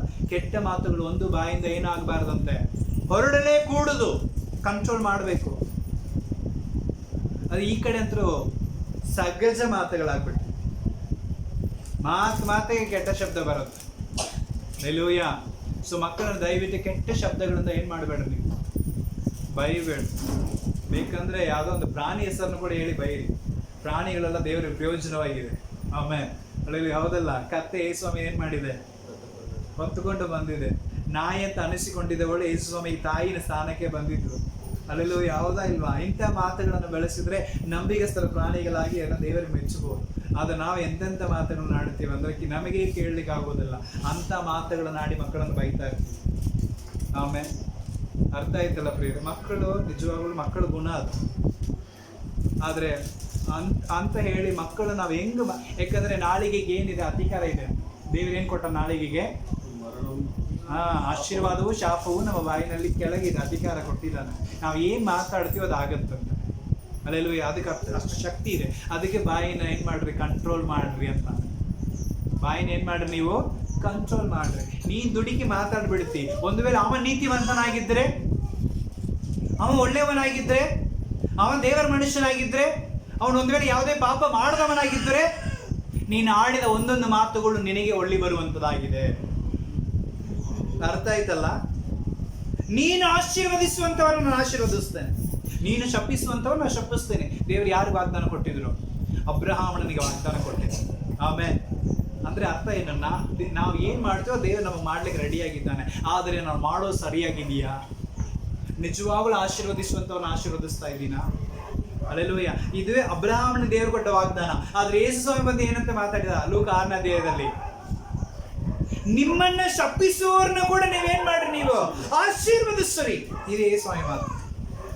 ಆಮೇಲೆ ಯಾರನ್ನ ಏನ್ ಮಾಡಬಾರ್ದು? ನಾವು ಶಪಿಸಬಾರದು. ನಮ್ಮನ್ನು ಶಪಿಸುವವ್ರನ್ನ ಕೂಡ ಏನ್ ಮಾಡಬೇಕಂತ? ನಾವು ಆಶೀರ್ವದಿಸಬೇಕು. ಆಮೇಲೆ ಅರ್ಥ ಆಯ್ತಲ್ಲ ಪ್ರಿಯರೇ? ಸೊ ದಯವಿಟ್ಟು ನಾವು ಬಾಯಿಗೆ ಏನ್ ಮಾಡ್ಬೇಕು? ನಾವು ಕಡಿವಾಳವನ್ನ ಹಾಕಿಕೊಳ್ಳಬೇಕು. ವಾಕ್ಯದಲ್ಲಿ ನಾವು ನೋಡಬಹುದು, 1ನೇ ತಿಮೋಥಿಯ ಪುಸ್ತಕ 2ನೇ ಅಧ್ಯಾಯ 11 ಮತ್ತೆ 12ನೇ ವಚನಗಳನ್ನು ಓದಿಕೊಳ್ಳೋಣ. 1ನೇ ತಿಮೋಥಿಯ ಪುಸ್ತಕ 2ನೇ ಅಧ್ಯಾಯ 11 ಮತ್ತೆ 12ನೇ ವಚನ. ಹಾ, ಮೌನವಾಗಿದ್ದು ಸ್ತ್ರೀಯರು ಮೌನವಾಗಿದ್ದುಕೊಂಡು ಪೂರ್ಣ ವಿಧೇಯರಾಗಿ ಉಪದೇಶವನ್ನು ಕೇಳಬೇಕು. ಉಪದೇಶವನ್ನು ಏನ್ ಮಾಡ್ಬೇಕಂತೆ? ಕೇಳಬೇಕು. ಹಾ, ಉಪದೇಶ ಮಾಡೋದಕ್ಕಾಗಲಿ ಪುರುಷರ ಮೇಲೆ ಅಧಿಕಾರವನ್ನು ಚಲಾಯಿಸಲಿಕ್ಕಾಗಲಿ ಸ್ತ್ರೀಯರಿಗೆ ಅವಕಾಶವಿಲ್ಲ. ಆಮೇಲೆ ಸ್ತ್ರೀಯರಿಗೆ ದೇವರು ಕೊಡೋ ಒಂದು ಮಾತು ಏನದು? ನೀನು ಹೋಗಿ ಎಲ್ಲ ತಿಳಿದವರ ತರ ಉಪದೇಶ ಮಾಡಲಿ, ನಮಗೇನಿಲ್ಲ. ಆಲೋಚನೆ ಕೊಡಬಹುದು ನೀವು. ಸ್ತ್ರೀಯರು ಏನ್ ಮಾಡಬಹುದು? ನೀವು ಗಂಡನಿಗೆ, ದೊಡ್ಡವರಿಗೆ, ಮನೆಯಲ್ಲಿದ್ದವರಿಗೆ ಏನ್ ಕೊಡ್ಬೋದು? ನೀವು ಆಲೋಚನೆ. ಆಲೋಚನೆ ಅಂದ್ರೆ ಗೊತ್ತಲ್ಲ, ಹಿಂಗ್ ಮಾಡೋಣ, ಹಂಗ್ ಮಾಡೋಣ, ಹಿಂಗ್ ಮಾಡಿ ನೋಡೋಣ, ಹಂಗ್ ಮಾಡಿ ನೋಡೋಣ, ಹಿಂಗ್ ಮಾಡಿದ್ರೆ ಹೆಂಗಾಗತ್ತೆ ನೋಡ್ರಿ, ಈ ತರ ಏನ್ ಮಾಡ್ಬೋದು? ನೀವು ಆಲೋಚನೆ ಕೊಡ್ಬೋದು. ಆದ್ರೆ ಉಪದೇಶ ಮಾಡೋಂಗಿಲ್ಲ. ಏನ್ ಮಾಡೋಂಗಿಲ್ರಿ? ಉಪದೇಶ ಮಾಡೋಂಗಿಲ್ಲ. ನಿನಗೇನ್ ಗೊತ್ತೈತಿ? ಸುಮ್ಮನೆ ನಾನು ಹೇಳ್ದಂಗೆ ಮಾಡ. ಈ ತರ ಮಾಡ್ಲಿಕ್ಕೆ ಏನಿಲ್ಲ. ಸ್ತ್ರೀಯರಿಗೆ ಅನುಮತಿ ಇಲ್ಲ. ನಾನು ಹೇಳಿಲ್ಲರಿ, ದೇವರ ವಾಕ್ಯ ಮಾತಾಡ್ತಾರೆ. ಇವತ್ತು ಅನೇಕರ ಮನೆಯಲ್ಲಿ ಸ್ತ್ರೀಯರ ಆಡಳಿತ ಜಾಸ್ತಿ. ಮನೆಗೆ ತಲೆ ಯಾರು? ಕುಟುಂಬಕ್ಕೆ ತಲೆ ಯಾರು? ಯಜಮಾನ, ಪುರುಷ. ಅವನಿಗೆ ಅಧೀನರಾಗಿರ್ಬೇಕು. ತಪ್ಪು ದಾರಿಗೆ ಹೋಗ್ತಾನ, ಸೋದಾರಿ ತರಬೇಕಾ? ಆಲೋಚನೆ ಕೊಡ್ರಿ, ಪ್ರಾರ್ಥನೆ ಮಾಡ್ರಿ. ಅರ್ಥ ಆಯ್ತಲ್ಲ? ಅದನ್ನ ಬಿಟ್ಟು ಅವನ ಮೇಲೆ ಏನ್ ಕೊಡ್ಬೇಡ್ರಿ, ನೀವು ಅಧಿಕಾರವನ್ನ ಚಲಾಯಿಸಬೇಡ. ಜ್ಞಾನೋದಯ ಪುಸ್ತಕವನ್ನು ಓದಿ ನೋಡ್ರಿ. ಆಮೇಲೆ ಹಲ್ಲೆಲೂಯ. ಬುದ್ಧಿ ಉಳ್ಳ ಸ್ತ್ರೀ ಏನ್ ಮಾಡ್ತಾನಂತೆ? ಮನೆ ಕಟ್ಟುತ್ತಾಳೆ. ಬುದ್ಧಿ ಇಲ್ಲದವಲ್ಲೇ ವಟ ವಟ ವಟ ವಟ ಹಚ್ಚಿ ಮನೇನ ಅವನ್ನೇ ಓಡಿಸ್ಬಿಡ್ತಾನೆ. ಆಮೇಲೆ ಗಂಡ ಓಡಿ ಹೋದನ್ರಿ ಅಂತ ಹೇಳ್ಬಿಡು. ಆಮೇಲೆ ಎದಕ್ಕೆ ಓಡಬೇಕು ಯಾರಿಗೂ. ಆಮೇಲೆ ಹಲ್ಲೆಲೂಯ. ತಡ್ಕೊಳಕ್ ಆಗ್ಲಿಲ್ಲ, ಸಹಿಸ್ಕೊಳಕ್ ಆಗಂಗಿಲ್ಲ, ಬಿಟ್ಟು ಓಡಿ ಹೋಗಿರ್ತಾನೆ. ಆಮೇಲೆ ಹಲ್ಲೆಲೂಯ, ಹಲ್ಲೆಲೂಯ. ಅರ್ಥ ಆಯ್ತಲ್ಲ ಪ್ರಿಯರೇ? ಸಮ್ಟೈಮ್ಸ್ ನಾವು ವಿಚಾರ ಮಾಡ್ತೀವಿ, ಆಗ ಒಳ್ಳೆ ಮನುಷ್ಯ, ಯಾಕೆ ಹಿಂಗ್ ಮಾಡೋಣ ಅಂತೇಳಿ ಎಲ್ಲ ಮಾಡ್ಕೊಳ್ತಾರ. ಆದ್ರೆ ಅಲ್ಲಿ ಒಳಗಿನ ಸಮಸ್ಯೆಗಳು ಅವ್ರಿಗೆ ಗೊತ್ತು. ಆಮೇಲೆ ಹಲ್ಲೆಲೂಯ. ಅರ್ಥ ಆಯ್ತಲ್ಲ? ಅದಕ್ಕೆ ಸ್ತ್ರೀಯರಿಗೆ ಏನಿಲ್ಲ, ಅವಕಾಶ ಇಲ್ರಿ. ಒಂದು ವೇಳೆ ನೀವು ಮನೇಲಿ ಜೋರು ಮಾಡ್ತಾ ಇದ್ರೆ ಇವತ್ತಿಗೆ ಅದನ್ನೇನ್ ಮಾಡ್ಕೊಂಡ್ ಬಿಡ್ರಿ, ಸ್ಟಾಪ್ ಮಾಡ್ಬಿಡ್ರಿ, ನಿಲ್ಲಿಸ್ಬಿಡ್ರಿ. ಹಂಗಾಗಿ ಇದೇ ಚಾನ್ಸ್ ಅಂತೇಳಿ ನೀವು ಗಂಡಸರು ಜಾಸ್ತಿ ಅಧಿಕಾರ ಮಾಡೋಂಗಿಲ್ಲ. ಹೆಂಡತಿಯಾದವಳು ಬೆಳೆಹೀನವಾದವಳು, ಅವಳನ್ನ ಪ್ರೀತಿಸುವಂಥದ್ದು ನಮ್ಮ ಹಕ್ಕು. ಅರ್ಥ ಆಯ್ತಲ್ಲ? ಅವಳು ಎಂಥವಳಾಗಿರ್ಲಿ, ಅವಳನ್ನ ಅಡ್ಜಸ್ಟ್ ಮಾಡಿಕೊಂಡು ಪ್ರೀತಿ ತೋರಿಸ್ಕೊಂಡು ಮುಂದೆ ಹೋಗ್ತಾ ಇರೋದು ಪುರುಷರ ಕರ್ತವ್ಯ. ಆಮೇಲೆ ಹಲ್ಲೆಲೂಯ. ಬಾಸ್ ಇವತ್ತು ಹೇಳ್ಬಿಟ್ಟಿದ್ದಾರೆ ಅಂತೇಳಿ ಇವತ್ತು ಮನೆಗೆ ಹೋದ ತಕ್ಷಣ ಇದರಿಂದ ಒಂದು ಜಗಳ ಬಂದ್ಬಿಡ್ತಾವೆ. ಹಲ್ಲೆಲೂಯ. ಸೊ ಅದಕ್ಕೆ ಹೇಳಕತ್ತೀನಿ. ಸೊ ಸ್ತ್ರೀಯರು ಅಧೀನರಾಗಿರ್ಬೇಕು. ಮಾತಾಡ್ಲಿಕ್ಕೆ ನಿಮಗೇನಿಲ್ಲ ಅಧಿಕಾರ ಇಲ್ಲ. ಆಲೋಚನೆ ಕೊಡಬಹುದು, ಅವ್ರ ಜೊತೆಯಾಗಿ ಕೂತ್ಕೊಂಡು ಎಲ್ಲಾ ವಿಷಯದಲ್ಲಿ ನೀವು ಸಹಕಾರ ಮಾಡಬಹುದು. ಆದರೆ ಅವ್ರ ಮೇಲೆ ಅಧಿಕಾರವನ್ನು ಚಲಾಯಿಸಲು ನಿಮಗೇನಿಲ್ಲ, ದೇವರ ಅನುಮತಿಯನ್ನ ಕೊಡ್ಲಿಲ್ಲ. ಅದಕ್ಕಾಗ ಸ್ತ್ರೀಯರು ಇನ್ನೂ ಮೌನವಾಗಿರೋದು ಒಳ್ಳೇದು. ಯಾಕೆ ದೇವ್ರು ಹಿಂಗೆ ಹೇಳಿದ್ನಂದ್ರೆ, ಆದಾಮನು ಕರೆಕ್ಟ್ ಆಗಿದ್ನಲ್ಲ, ತಪ್ಪು ಮಾಡಿದ್ ಯಾರಲ್ಲಿ? ಅವಳು. ಹಲ್ಲೆಲೂಯ. ಯಾಕೆ ಅಂತ ನೋಡೋದಾದ್ರೆ, ವಟ ವಟ ವಟ ಮಾತುಗಳಾಡೋದು ಸ್ತ್ರೀಯರು ಜಾಸ್ತಿ. ಚಾಡಿ ಹೇಳೋದು ಗುಣಗಳು ಸ್ತ್ರೀಯರಿಗೆ ತುಂಬಾ ಜಾಸ್ತಿ. ಎಲ್ಲವನ್ನು ಈಸಿಯಾಗಿ ನಂಬಿ ಬಿಡೋದು ಸ್ತ್ರೀಯರು ಜಾಸ್ತಿ. ಅದು ಅವರ ಗುಣ. ಅದಕ್ಕೆ ಸ್ತ್ರೀಯರಿಗೆ ಎಲ್ಲಿ ಮಾತಾಡ್ಲಿಕ್ಕೆ ಏನಿಲ್ಲ, ಅನುಮತಿ ಇಲ್ಲ. ನೀವು ನೋಡಿದ್ರೆ ನಂಬಿಬಿಡ್ತೀವಿ. ಆದ್ರೆ ಪುರುಷರು ಹಂಗಿಲ್ಲ. ನಾಲ್ಕಡೆ ಅಡ್ಡಾಡ್ತಾರೆ, ಎಲ್ಲ ಗೊತ್ತಿರುತ್ತೆ, ಸ್ವಲ್ಪ ಆಲೋಚನೆ ಮಾಡ್ತಾರೆ, ನಿಧಾನವಾಗಿ ಮುಂದೆ ಹೋಗ್ತಾರೆ. ಸ್ತ್ರೀಯರು ಹಂಗಿಲ್ಲ. ಸೈತಾನ್ ಎಷ್ಟು ಚಂದ ಬಂದಿದ್ದ, ಏನ್ ಬಂದಿದ್ದಾರಿ? ಚೆನ್ನಾಗಿದೆ, ಸೂಪರ್ ಆಗಿದೆ. ಹಂಗೆ ಫಸ್ಟ್ ಮನ ಮೆಚ್ಚಿದ ರೀತಿಯಲ್ಲಿ ಮಾತಾಡ. ಲಾಸ್ಟ್ ಏನಂತ, ಹೌದು ನಿಮ್ ದೇವರು ಏನು ಯಾವ ಹಣ್ಣು ತಿನ್ನಬಾರದು ಅಂತ ಹೇಳಾರಂತಲ್ಲ, ಅವನಿಗೆ ಗೊತ್ತಿಲ್ಲ ಯಾವ ಹಣ್ಣು ತಿನ್ನಬೇಕು ತಿನ್ನಬಾರದು ಅಂತೇಳಿ. ಅಲ್ಲೆಲ್ಲ ಸೈತಾನ್ ಗೊತ್ತಿಲ್ಲ, ದೇವ್ರು ಇವ್ರಿಗಷ್ಟೇ ಮಾತಾಡಿದ್ದಾರೆ. ನೀವೇನ್ ಮಾಡ್ಬೇಕು, ಈ ಹಣ್ಣನ್ನ ತಿನ್ನಬಾರದು, ಎಲ್ಲ ತಿನ್ರಿ, ಇದು ಒಂದೇ ಏನ್ ಮಾಡ್ಬೇಡ್ರಿ, ತಿನ್ನಬೇಡ್ರಿ ಅಂತ ಅವ್ರಿಗಷ್ಟೇ ಹೇಳಿದ್ದಾರೆ. ಆದ್ರೆ ಯಾವ ಹಣ್ಣಂತ ಯಾರು ಗೊತ್ತಿಲ್ಲ, ಸೈತಾನ ಗೊತ್ತಿಲ್ಲ. ಅದಕ್ಕೆ ಅವ್ನು ಏನ್ ಮಾಡ್ತಾನೆ, ತಿಳ್ಕೋಬೇಕು ಅಂತ ಬರ್ತಾ ಇದ್ದಾನೆ. ಇವ್ರ ಹತ್ರ ಬರ್ಲಿಕ್ಕೆ ಇವ್ರು ಸ್ಟ್ರಾಂಗ್ ಇದ್ದಾರೆ. ಏನ್ ಮಾಡ್ಲಿಲ್ಲ, ಅವಕಾಶ ಕೊಡ್ಲಿಲ್ಲ. ಸ್ವಲ್ಪ ನೋಡ್ತಾನ, ಈ ಅಮ್ಮ ಎಲ್ಲ ನಂಬೋ ತರ ಇದೆ, ಸ್ವಲ್ಪ ಇಕ್ಕಿ ಹತ್ರ ಹೋದ್ರೆ ಎಲ್ಲ ಸಿಗತ್ತಂತೇಳಿ ಎಲ್ಲಿ ಹೋದ ಅವ, ಅವಳ ಹತ್ರ ಹೋದ. ಆಮೇಲೆ ಅವಳ ಹತ್ರ ಹೋಗಿ ಏನಂತ ಮಾತಾಡಿದ, ನಿಮ್ಮ ದೇವರು ತುಂಬ ಸೂಪರ್ಪ, ಎಲ್ಲ ಮಾಡಿಕೊಟ್ಟಾನ, ಎಲ್ಲ ಚೆನ್ನಾಗಿದೆ, ನಿಮಗೇನು ಕಡಿಮೆ ಐತಿ, ಭಾರಿ ಇದ್ದೀರಿ ಬಿಡ್ರಮ್ಮ, ನಿಮ್ಮನ್ನು ನೋಡಿದ್ರೆ ನಮಗೇ ನಿಮ್ಮಂಗಿರ್ಬೇಕು ಅಂತ ಅನಿಸುತ್ತೆ ಅಂತ ಹಂಗೆ ಹಿಂಗೆ ಮಾತಾಡುವಾಗ ಅದು ಹಂಗೆ ಇಂಪ್ರೆಸ್ ಆಗ್ಬಿಟ್ಲ ಅಮ್ಮ. ಆಮೇಲೆ ಲಾಸ್ಟಿಗೆ ಹೇಳ್ತಾನೆ, ಹೌದು ಏನೋ ನಿಮ್ಮ ದೇವರು ಇಲ್ಲಿ ಇರುವಂಥ ಯಾವ ಹಣ್ಣನ್ನು ತಿನ್ನಬಾರ್ದು ಅಂತ ಹೇಳೋಣಂತಲ್ಲ, ಇಷ್ಟೆಲ್ಲ ಉಂಟು ಮಾಡಿಟ್ಟಾನ, ತಿನ್ನಬಾರ್ದು ಅಂತ ಹೇಳೋಣಂತಲ್ಲ. ಅವಾಗ ಆಕಿ ದುಡಿಕೆ ಏನು ಮಾಡಿಲ್ಲ, ಏನಂತಿ ಎಲ್ಲ ತಿನ್ಬೋದು ನಾವು, ಆದ್ರೆ ಇದು ಒಂದು ಮಾತ್ರ ತಿನ್ನಬೇಡ ಅಂತ ಹೇಳೋಣ.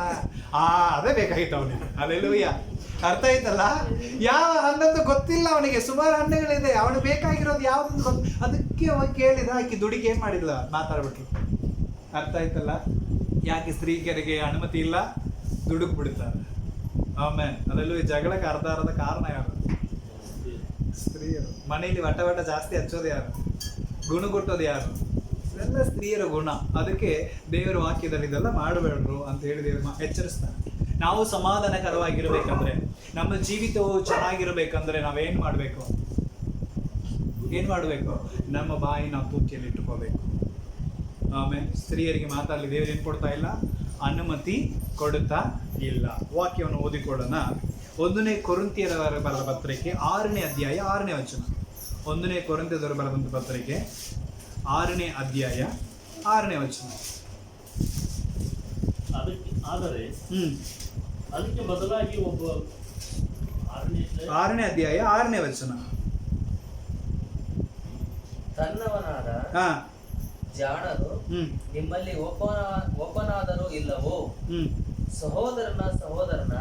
ಸಹೋದರನ ಮೇಲೆ ವ್ಯಾಜ್ಯವಾಡುವುದು ಅಲ್ಲದೆ ಅದನ್ನು ಕ್ರಿಸ್ತ ಭಕ್ತರಲ್ಲದವರ ಮುಂದೆ ತೆಗೆದುಕೊಂಡು ಹೋಗುವುದು ಸರಿಯೇ? ನಿಮ್ಮಲ್ಲಿ ವ್ಯಾಜ್ಯವಾಡುವುದು ನೀವು ಸೋತವರೆಂಬುದಕ್ಕೆ ಗುರುತು. ಆಮೇನ್. ವಾಕ್ಯ ಓದುವಾಗಲೇ ವಾಕ್ಯಕ್ಕೆ ಏನು ಮಾಡ್ಬೇಕು? ನಾವು ಜೀವ ತುಂಬಿಸ್ಬೇಕು, ಅರ್ಥ ಆಗ್ಬಿಡ್ಬೇಕು. ವಾಕ್ಯ ಓದುವಾಗಲೇ ನಾವು ಬಿಟ್ಟು ಓದೋಂಗಿಲ್ಲ. ನಾವು ಓದುವಾಗಲೇ ಆ ವಾಕ್ಯ ಏನಾಗ್ಬೇಕು? ನಮಗೆ ಅರ್ಥ ಆಗ್ಬೇಕು. ನೀವು ಒಬ್ಬನಿಗೊಬ್ಬನ ಮೇಲೆ ವ್ಯಾಜ್ಯ ಮಾಡಬೇಡ್ರಿ. ವ್ಯಾಜ್ಯ ಮಾಡಿದ್ರು ಮಂದಿ ಮುಂದೆ ತಗೊಂಡು ಹೋಗಬೇಡ್ರಿ. ಅದು ನಿಮ್ಮ ಮೇಲೆ ಇರುವಂತ ಒಂದು ಪಾಪ. ಅದು ನೀವು ಸೋತೋದಕ್ಕೆ ಸಮಾನ. ಅರ್ಥ ಆಯ್ತಲ್ಲ? ವ್ಯಾಜ್ಯ ಮಾಡಬಾರ್ದು, ಜಗಳ ಮಾಡಬಾರ್ದು. ವ್ಯಾಜ್ಯ ಅಂದ್ರೆ ಏನ್ರಿ? ಜಗಳ, ಅಣ್ಣ ತಮ್ಮಂದ್ರೆ ಜಗಳ, ಗಂಡ ಹೆಂಡತಿಯ ಜಗಳ. ಈ ಜಗಳ ಬಗೆಹರಿಸ್ಲಿಕ್ಕೆ ಎಲ್ಲಿ ಹೋಗ್ತೀವಿ ನಾವು? ಅಲ್ಲಿ ಯಾರು ದೇವ್ರ ಮಕ್ಕಳು ಇರ್ತಾರ? ಅಲ್ಲಿ ಊರು ಹಿರಿಯರು, ಊರು ದೈವರು, ಅವರು ಇವರು ಮುಂದೆ ಹೋಗಿ ನಿಂತಿರ್ತೀವಿ. ಅವ್ರ ತಮ್ಮನೇಲೆ 108 ಪ್ರಶ್ನೆ ಇರುತ್ತೆ, ಸಮಸ್ಯೆಗಳಿರುತ್ತೆ. ಅವ್ರು ಏನು ಮಾಡ್ತಾರೆ? ನಿಮಗೆ ಪರಿಹಾರ ಕೊಡ್ತಾರ? ಅಲ್ಲಿ ಹೋದ್ರೆ ನೀವು ಸೋತಂಗೆ. ವಾಕ್ಯ ಹೇಳಿದೆ, ನಾನು ಮಾತಾಡ್ತಾ ಇಲ್ಲ. ನೀವು ಅಲ್ಲಿ ಹೋದ್ರೆ ಸೋತಂತೆ. ಗಂಡ ಹೆಂಡತಿಯ ಜಗಳವು ಮನೆ ಒಳಗಿರ್ಬೇಕು ಹೊರತು ಹೊರಗೆ ಹೋಗಂಗಿಲ್ಲ. ಆಮೇನ್. ಅಲ್ಲೆಲ್ಲೂಯ್ಯ. ಅರ್ಥ ಆಯ್ತಲ್ಲ? ನಿಮಗೆ ನ್ಯಾಯ ಕೊಡುವ ದೇವರಾಗಿದ್ದಾನೆ. ನೀನು ಸರಿಯಾಗಿ ಕ್ಷಮಾಪಣೆ ಕೇಳಿ, ನೀನು ಸರಿಯಾಗಿ ಶ್ರಮಿಸ್ಕೊಂಡು ಅರ್ಥ ಮಾಡ್ಕೊಂಡು ಹೋದ್ರೆ ಜೀವನ ಅದು. ನೀ ಮಂದಿ ನೋಡು, ಅವ್ರು ನೋಡು ಹೆಂಗಿದೆ, ಇವರು ನೋಡು ಹೆಂಗಿದೆ, ಅದೇ ಒಂದು ಜಗಳ. ಮತ್ತೆ ಈ ಜಗಳ ಹೊರಗೆ ಹೋಗೋದು, ಆ ಹೊರಗೆ ಹೋಗಿ ಮಂದಿ ಹತ್ರ ಹೋಗೋದು. ಮಂದಿ ಏನು ಮಾಡ್ತಾನೆ? ಅವನಿಗೂ ಇದೇ ಬೇಕು. ಲಾಸ್ಟಿಗೆ ಅವನೇನಂತಾನೆ? ನೀವು ಹೋಗೋದು ಬೇಡವಾ? ಚರ್ಚಿಗೆ ಹೋಗ್ತೀರ, ಅದಕ್ಕೆ ಸಮಸ್ಯೆ ಬರುತ್ತೆ ನಿಮಗೆ. ಆಮೇಲೆ ರೆಡಿಯಾಗಿರ್ತಾನೆ ಸೈತಾನಲ್ಲಿ ಮಾತಾಡಲಿ. ಅವನು ರೆಡಿ ಇದ್ದಾನೆ, ಸಂದರ್ಭ ಹುಡುಕ್ತಾ ಇರ್ತಾನೆ. ಅವನಿಗೆ ಇದೇ ಬೇಕಾಗಿದೆ ಅಲ್ಲ, ಅವನಿಗೆ ಬೇಕಾಗಿರೋದು ಇದೆ. ಆಮೇಲೆ ಹಂಗಾಗಿ ಅಲ್ಲಿ ಹೋದ್ರೆ ಅವನೇನು ಮಾಡ್ತಾನೆ? ಅದಕ್ಕೆ ಬಂದೈತೆ ನೋಡು, ಇದಕ್ಕೆ ಬಂದೈತೆ ನೋಡು, ಹಿಂಗೆ ಬಿಡ್ಬೇಕು ನೋಡು, ಹಂಗೆ ಬಿಡ್ಬೇಕು ನೋಡು, ಹೇಳ್ದಂಗೆ ಮಾಡ್ಬೇಕು ನೋಡು, ಇಲ್ಲ ನೀ ದಂಡ ಕಟ್ಟಬೇಕು ನೋಡು. ಮುಗೀತು. ಅಲ್ಲಿ ಹೋದ್ರೆ ಸೋತಂಗೆ. ನೀವು ಅಲ್ಲಿ ಹೋದ್ರೆ ಸೋತಂಗ. ವ್ಯಾಜ್ಯ ಮಾಡಬೇಡ್ರಿ, ಜಗಳ ಮಾಡಬೇಡ್ರಿ. ಆ ಜಗಳ ಮಾಡಿದ್ರೆ ಮಂದಿ ಮುಂದೆ ಹೋಗಿ ನಿಂದಿರ್ಬೇಡ್ರಿ. ದೇವ್ರ ವಾಕ್ಯ. ಇದೆಲ್ಲದ ಕಾರಣ ಯಾವುದು? ಬಾಯಿನ ಏನು ಮಾಡಬೇಕು? ನಾವು ಹತೋಟಿಯಲ್ಲಿ ತೆಗೆದುಕೊಳ್ಳಬೇಕು. ದೇವರು ಈವನ್ ಸೈತಾನನ್ನು ಕೂಡ ಮಾತಾಡ್ಲಿಕ್ಕೆ ಅವಕಾಶ ಕೊಡಲಿಲ್ಲ. ಈ ಸಮಯ ಕೊಟ್ಟಿದ್ದಾನ? ಮಾರ್ಕನ ಪುಸ್ತಕ 1ನೇ ಅಧ್ಯಾಯ 34ನೇ ವಚನ ಓದಿಕೊಳ್ಳೋಣ. ಮಾರ್ಕ 1:34.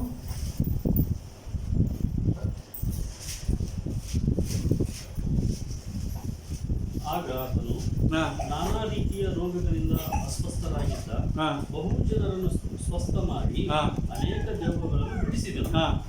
ಆದರೆ ಅವುಗಳಿಗೆ ತಾನು ಇಂಥವನೆಂದು ತಿಳಿಯದಿದ್ದರಿಂದ ಆತನು ಅವುಗಳನ್ನು ಮಾತನಾಡಗೊಳಿಸಲಿಲ್ಲ. ಆಮೇನ್. ದೇವರು ಏನ್ ಮಾಡ್ಲಿಲ್ಲ? ಸೈತಾನನಿಗೆ ಮಾತಾಡ್ಲಿಕ್ಕೆ ಅವಕಾಶ ಕೊಡ್ಲಿಲ್ಲ. ಅನೇಕ ದೆವ್ವಗಳು ಏನಾಯ್ತ್ರಿ? ಬಿಟ್ಟು ಹೋಯ್ತು. ಯಾಕಂದ್ರೆ ಬಂದಿರೋ ಯಾವ ದೇವರು, ಯೇಸು ಕ್ರಿಸ್ತ ದೇವರ ಮಗ. ಇವನ ಮುಂದೆ ನಾವು ನಿಂತ್ಕೊಳ್ಳಿಕ್ಕೆ ಆಗೋದಿಲ್ಲ. ಇವ ಬಂದ್ರೆ ನಾವೇನ್ ಮಾಡ್ಬೇಕು? ಜಾಗ ಖಾಲಿ ಮಾಡ್ಬೇಕು ಅಂತ ಗೊತ್ತಿತ್ತು. ಹಂಗಾಗಿ ಅವ ಯೇಸು ಬಂದ ತಕ್ಷಣ ಇದೆಲ್ಲ ಏನ್ ಮಾಡಿದೆ? ಮಾತಾಡ್ಲಿಕ್ಕೆ ರೆಡಿ ಆಗಿದೆ. ಯಾಕೆ ಬಂದಿ, ಎದಕ್ ಬಂದಿ ಅಂತ ಹೇಳಿ ಕೇಳಲಿಕ್ಕೆ ರೆಡಿ ಆಗಿತ್ತು. ಆದ್ರೆ ಯೇಸು ಏನ್ ಮಾಡ್ಲಿಲ್ಲ? ಮಾತಾಡ್ಲಿಕ್ಕೆ ಅವಕಾಶ ಕೊಡ್ಲಿಲ್ಲ. ಬಿಟ್ಟು ಹೋಗಂದ್ರೆ ಬಿಟ್ಟು ಹೋಗ್ತಾ ಇತ್ತು.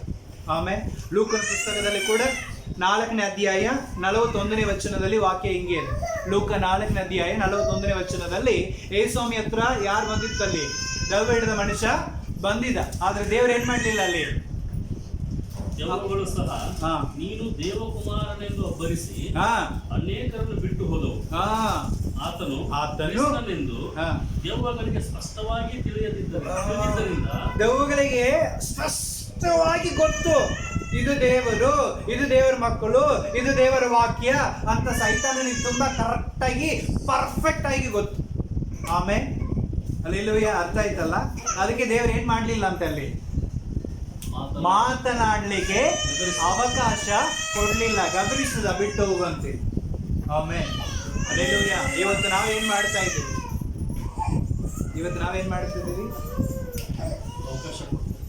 ಸೈತಾನನಿಗೆ ಅವಕಾಶ ಕೊಡ್ತಾ ಇದ್ದೀವಿ. ನೋಡ್ರಿ, ಸೈತಾನನ ಬಂದಿದ್ದಾನಂದ್ರೆ ಅವ ಎಲ್ಲಿಂದ ಬಂದಿದ್ದಾನೆ, ಅವ ಯಾರು, ಎದಕ್ಕೆ ಬಂದಾನ, ಏನ್ ಮಾಡ್ತಾನ, ಇದೆಲ್ಲ ತಿಳಿದುಕೊಳ್ಳುವಂತ ವಿಷಯ ನಮಗೆ ಬೇಕಾಗಿಲ್ಲ. ನಮಗೆ ಬೇಕಾಗಿರೋದೇನು? ಬಿಟ್ಟು ಹೋಗ್ತಾ ಇರ್ಬೇಕಾಟೆ, ಸಮಾಧಾನ ಮಾಡಿ. ಸೈತಾನ ಏನ್ ಮಾಡ್ಬೇಕು? ಸೈತಾನ ಸ್ವಲ್ಪ ಅದಕ್ಕೆ ಲಕ್ಷ್ಯ ಇಲ್ಲಿ ಬರಲಿ. ಸೈತಾನ ಏನ್ ಮಾಡ್ಬೇಕು? ಬಿಟ್ಟು ಹೋಗ್ಬೇಕು. ಅವ ಯಾರು, ಎದಕ್ ಬಂದಾನ, ಯಾಕೆ ಬಂದಾನ, ಇದೆಲ್ಲ ತಿಳಿದುಕೊಂಡು ನೀವೇನ್ ಮಾಡ್ತೀರಿ? ಆಸೆ ಪೂರೈಸ್ತೀರಾ ನೀವು? ಆಮೇಲೆ ಹಲ್ಲೆಲೂಯಾ. ಯಾಕಂದ್ರೆ ಇವತ್ತು ಅನೇಕರು ನನಗೆ ತುಂಬಾ ನೋವು ಉಂಟು ಮಾಡುವಂತ ಸಂಗತಿ ಏನ್ ಗೊತ್ತರ? ನಮಗಂತ ಒಂದು ಸಭೆ ಇದೆ, ನಮಗಂತ ಪ್ರೇಯರ್ ಮಾಡೋ ಒಂದು ಗುಂಪಿದೆ, ನಮಗಂತ ಪ್ರಾರ್ಥನೆ ಮಾಡುವಂತ ಆಸಕ್ತಿ ಇದ್ದವರು ಇದ್ದಾರೆ. ಅವ್ರು ನಮಗಾಗಿ ಪ್ರಾರ್ಥನೆ ಮಾಡ್ತಾರೆ. ಆದ್ರೆ ನಾವು ಅಂಥವ್ರು ನಂಬೋಂಗಿಲ್ಲ. ನಾವೇನ್ ಮಾಡೋಂಗಿಲ್ಲ? ಅಂಥವ್ರು ನಂಬೋಂಗಿಲ್ಲ. ನಿನಗೆ ದೆವ್ವ ಇದೆ, ನಾನು ಮಾತಾಡಿಸಿ ತೋರಿಸ್ತೀನಿ ಅಂತ ಇರ್ತಾರೆ ನೋಡ್ರಿ, ಅಂಥವ್ರ ಹತ್ರ ಹೋಗೋದು ಜಾಸ್ತಿ. ಆಮೇಲೆ ಹಲ್ಲೆಲೂಯಾ. ಯಾಕೆ ಇದನ್ನ ಹೇಳ್ತಾ ಇದ್ದೀನಿ ಅಂದ್ರೆ, ದೇವರು ಎಲ್ಲವನ್ನು ನಮಗೆ ಮುಂಚಿತವಾಗಿ ತಿಳಿಸಿರ್ತಾರೆ. ಪ್ರಾರ್ಥನೆ ಮಾಡುವಾಗಲೇ ಗೊತ್ತಾಗುತ್ತೆ ಪರಿಸ್ಥಿತಿ ಏನಂತ. ಅದನ್ನು ಯಾವುದನ್ನು ಬಿಡಿಸಿ ಹೇಳೋಂಗಿಲ್ಲ. ಯಾಕಂದ್ರೆ ನಾವು ಹೇಳುವಾಗ ಇನ್ನೊಂದು ಎಕ್ಸ್ಟ್ರಾ ನಿಮಗೆ ಬರುತ್ತೆ, ಭಯ. ಇನ್ನೊಂದು ಏನ್ ಬರುತ್ತೆ ನಿಮಗೆ? ಭಯ ಬರುತ್ತೆ. ಆ ಭಯದಿಂದ ಇನ್ನೂ ನೀವು ಜಾಸ್ತಿ ಗಾಬರಿಯಾಗಿ ಅದು ಇನ್ನೂ ಎಡವಟ್ ಆಗೋ ಚಾನ್ಸಸ್ ಇರುತ್ತೆ. ಸೊ ನಮಗೆ ಗೊತ್ತಿರುವಂತ ಸಂಗತಿಗಳನ್ನ ನಾವೇನ್ ಮಾಡಬೇಕು? ಒಪ್ಪಿಸಿಕೊಟ್ಟು ಅವರ ಜೀವಿತದ ಬಿಡುಗಡೆಗಾಗಿ ನಾವು ಪ್ರಾರ್ಥನೆ ಮಾಡ್ಬೇಕಷ್ಟೇ. ಆಮೇಲೆ ಯೇಸು ಸ್ವಾಮಿ ಎಲ್ಲಿನೂ ಆ ದೆವ್ವಗಳಿಗೆ ಏನ್ ಮಾಡ್ಲಿಲ್ಲ? ಮಾತಾಡ್ಲಿಕ್ಕೆ ಅವಕಾಶ ಕೊಡ್ಲಿಲ್ಲ. ಅರ್ಥ ಆಯ್ತಲ್ಲ ನಾನು ಮಾತಾಡೋದು? ಅವಕಾಶ ಕೊಡ್ಲಿಲ್ಲ. ಆದ್ರೆ ಇವತ್ತು ಅನೇಕ ಸೇವಕರು ಏನ್ ಮಾಡ್ತಾರೆ ಗೊತ್ತಾ? ದೆವ್ವ ಹಿಡಿದ್ರು ಬಂದ್ರೆ ಸಾಕು, ಖುಷಿ ಅವರಿಗೆ. ಆಮೇಲೆ ನಾನು ಹೆಂಗ್ ಬಿಡಿಸ್ತೀನಿ ನೋಡಂತ ತೋರಿಸ್ಲಿಕ್ಕೆ ಹೋಗ್ತಾರೆ. ಹಲ್ಲೆಲೂಯಾ. ಯಾರು ನೀನು? ಎಲ್ಲಿಂದ ಬಂದಿ? ಎದಕ್ ಬಂದಿ? ಯಾಕೆ ಬಂದಿ? ನಿನ್ ಕುಲ ಏನು? ನಿನ್ ಗೋತ್ರ ಏನು? ನಿನಗೇನಕ್ಕೆ ಬಂದಿ? ಎಲ್ಲ ಕೇಳಿಸ್ಕೊಳ್ತಾರೆ. ಅದೆಲ್ಲ ಮಾತಾಡುತ್ತೆ. ಅದೆಲ್ಲ ಏನಾಗತ್ತೆ? ಮಾತಾಡ್ ಲಾಸ್ಟಿಗೆ ಆಯ್ತು ಬಿಟ್ಟು ಹೋಗಿ ಯೇಸು ನಾಮದಲ್ಲಿ ಅಂತ ಪ್ರೇಯರ್ ಮಾಡ್ತಾರೆ. ಇಷ್ಟೆಲ್ಲ ತಿಳ್ಕೊಂಡು ನೀವು ಬಿಟ್ಟು ಹೋಗಂತ ಅದಕ್ಕೆ ಹೇಳುದು. ಪ್ರೇಯರ್ ಮಾಡ್ತಾ ಇದೆಯಾ? ಗೊತ್ತಿರತ್ತೆ ನಿನಗೆ ಎದಕ್ಕೆ ಬಂದೈತಿ, ಯಾಕೆ ಬಂದೈತಿ, ಎಲ್ಲ ನನಗೇನಾಗಿರುತ್ತೆ ಗೊತ್ತಿರತ್ತೆ. ಸೊ ನಿನಗೆ ಗೊತ್ತಿರೋಂಥ ವಿಷಯವನ್ನು ಬಾಯಿನಲ್ಲಿ ಕೇಳುವುದು ನಿನಗೇನು ಬಂತು? ಅರ್ಥ ಆಗತ್ತಲ್ಲ? ಯಾಕಂದ್ರೆ ಆ ಸೈತಾನನಿಗೆ ಅವಕಾಶ ಕೊಡೋದು ನಾವೇ. ಸೈತಾನ ಮಾತಾಡ್ಲಿಕ್ಕೆ ಏನು ಕೊಡಬಾರ್ದು ನಾವು. ಅವಕಾಶ ಕೊಟ್ಟಾಗ ಏನಾಗುತ್ತದು? ಅದು ಯಾರ ಮೈನಲ್ಲಿ ಇದೆಯೋ ಅದು ತುಂಬಾ ವೀಕ್ ಆಗುತ್ತೆ. ಇನ್ನು ಅವ್ರ ಕುಟುಂಬದವ್ರು ಇನ್ನೂ ಏನಾಗ್ತಾರೆ? ಗಾಬರಿ ಆಗ್ತಾರೆ. ಮೂರನೇದಾಗಿ ಆ ಅನುಮಾನನೇ ಅವ್ರನ್ನ ಕೊಂದು ಬಿಡುತ್ತೆ.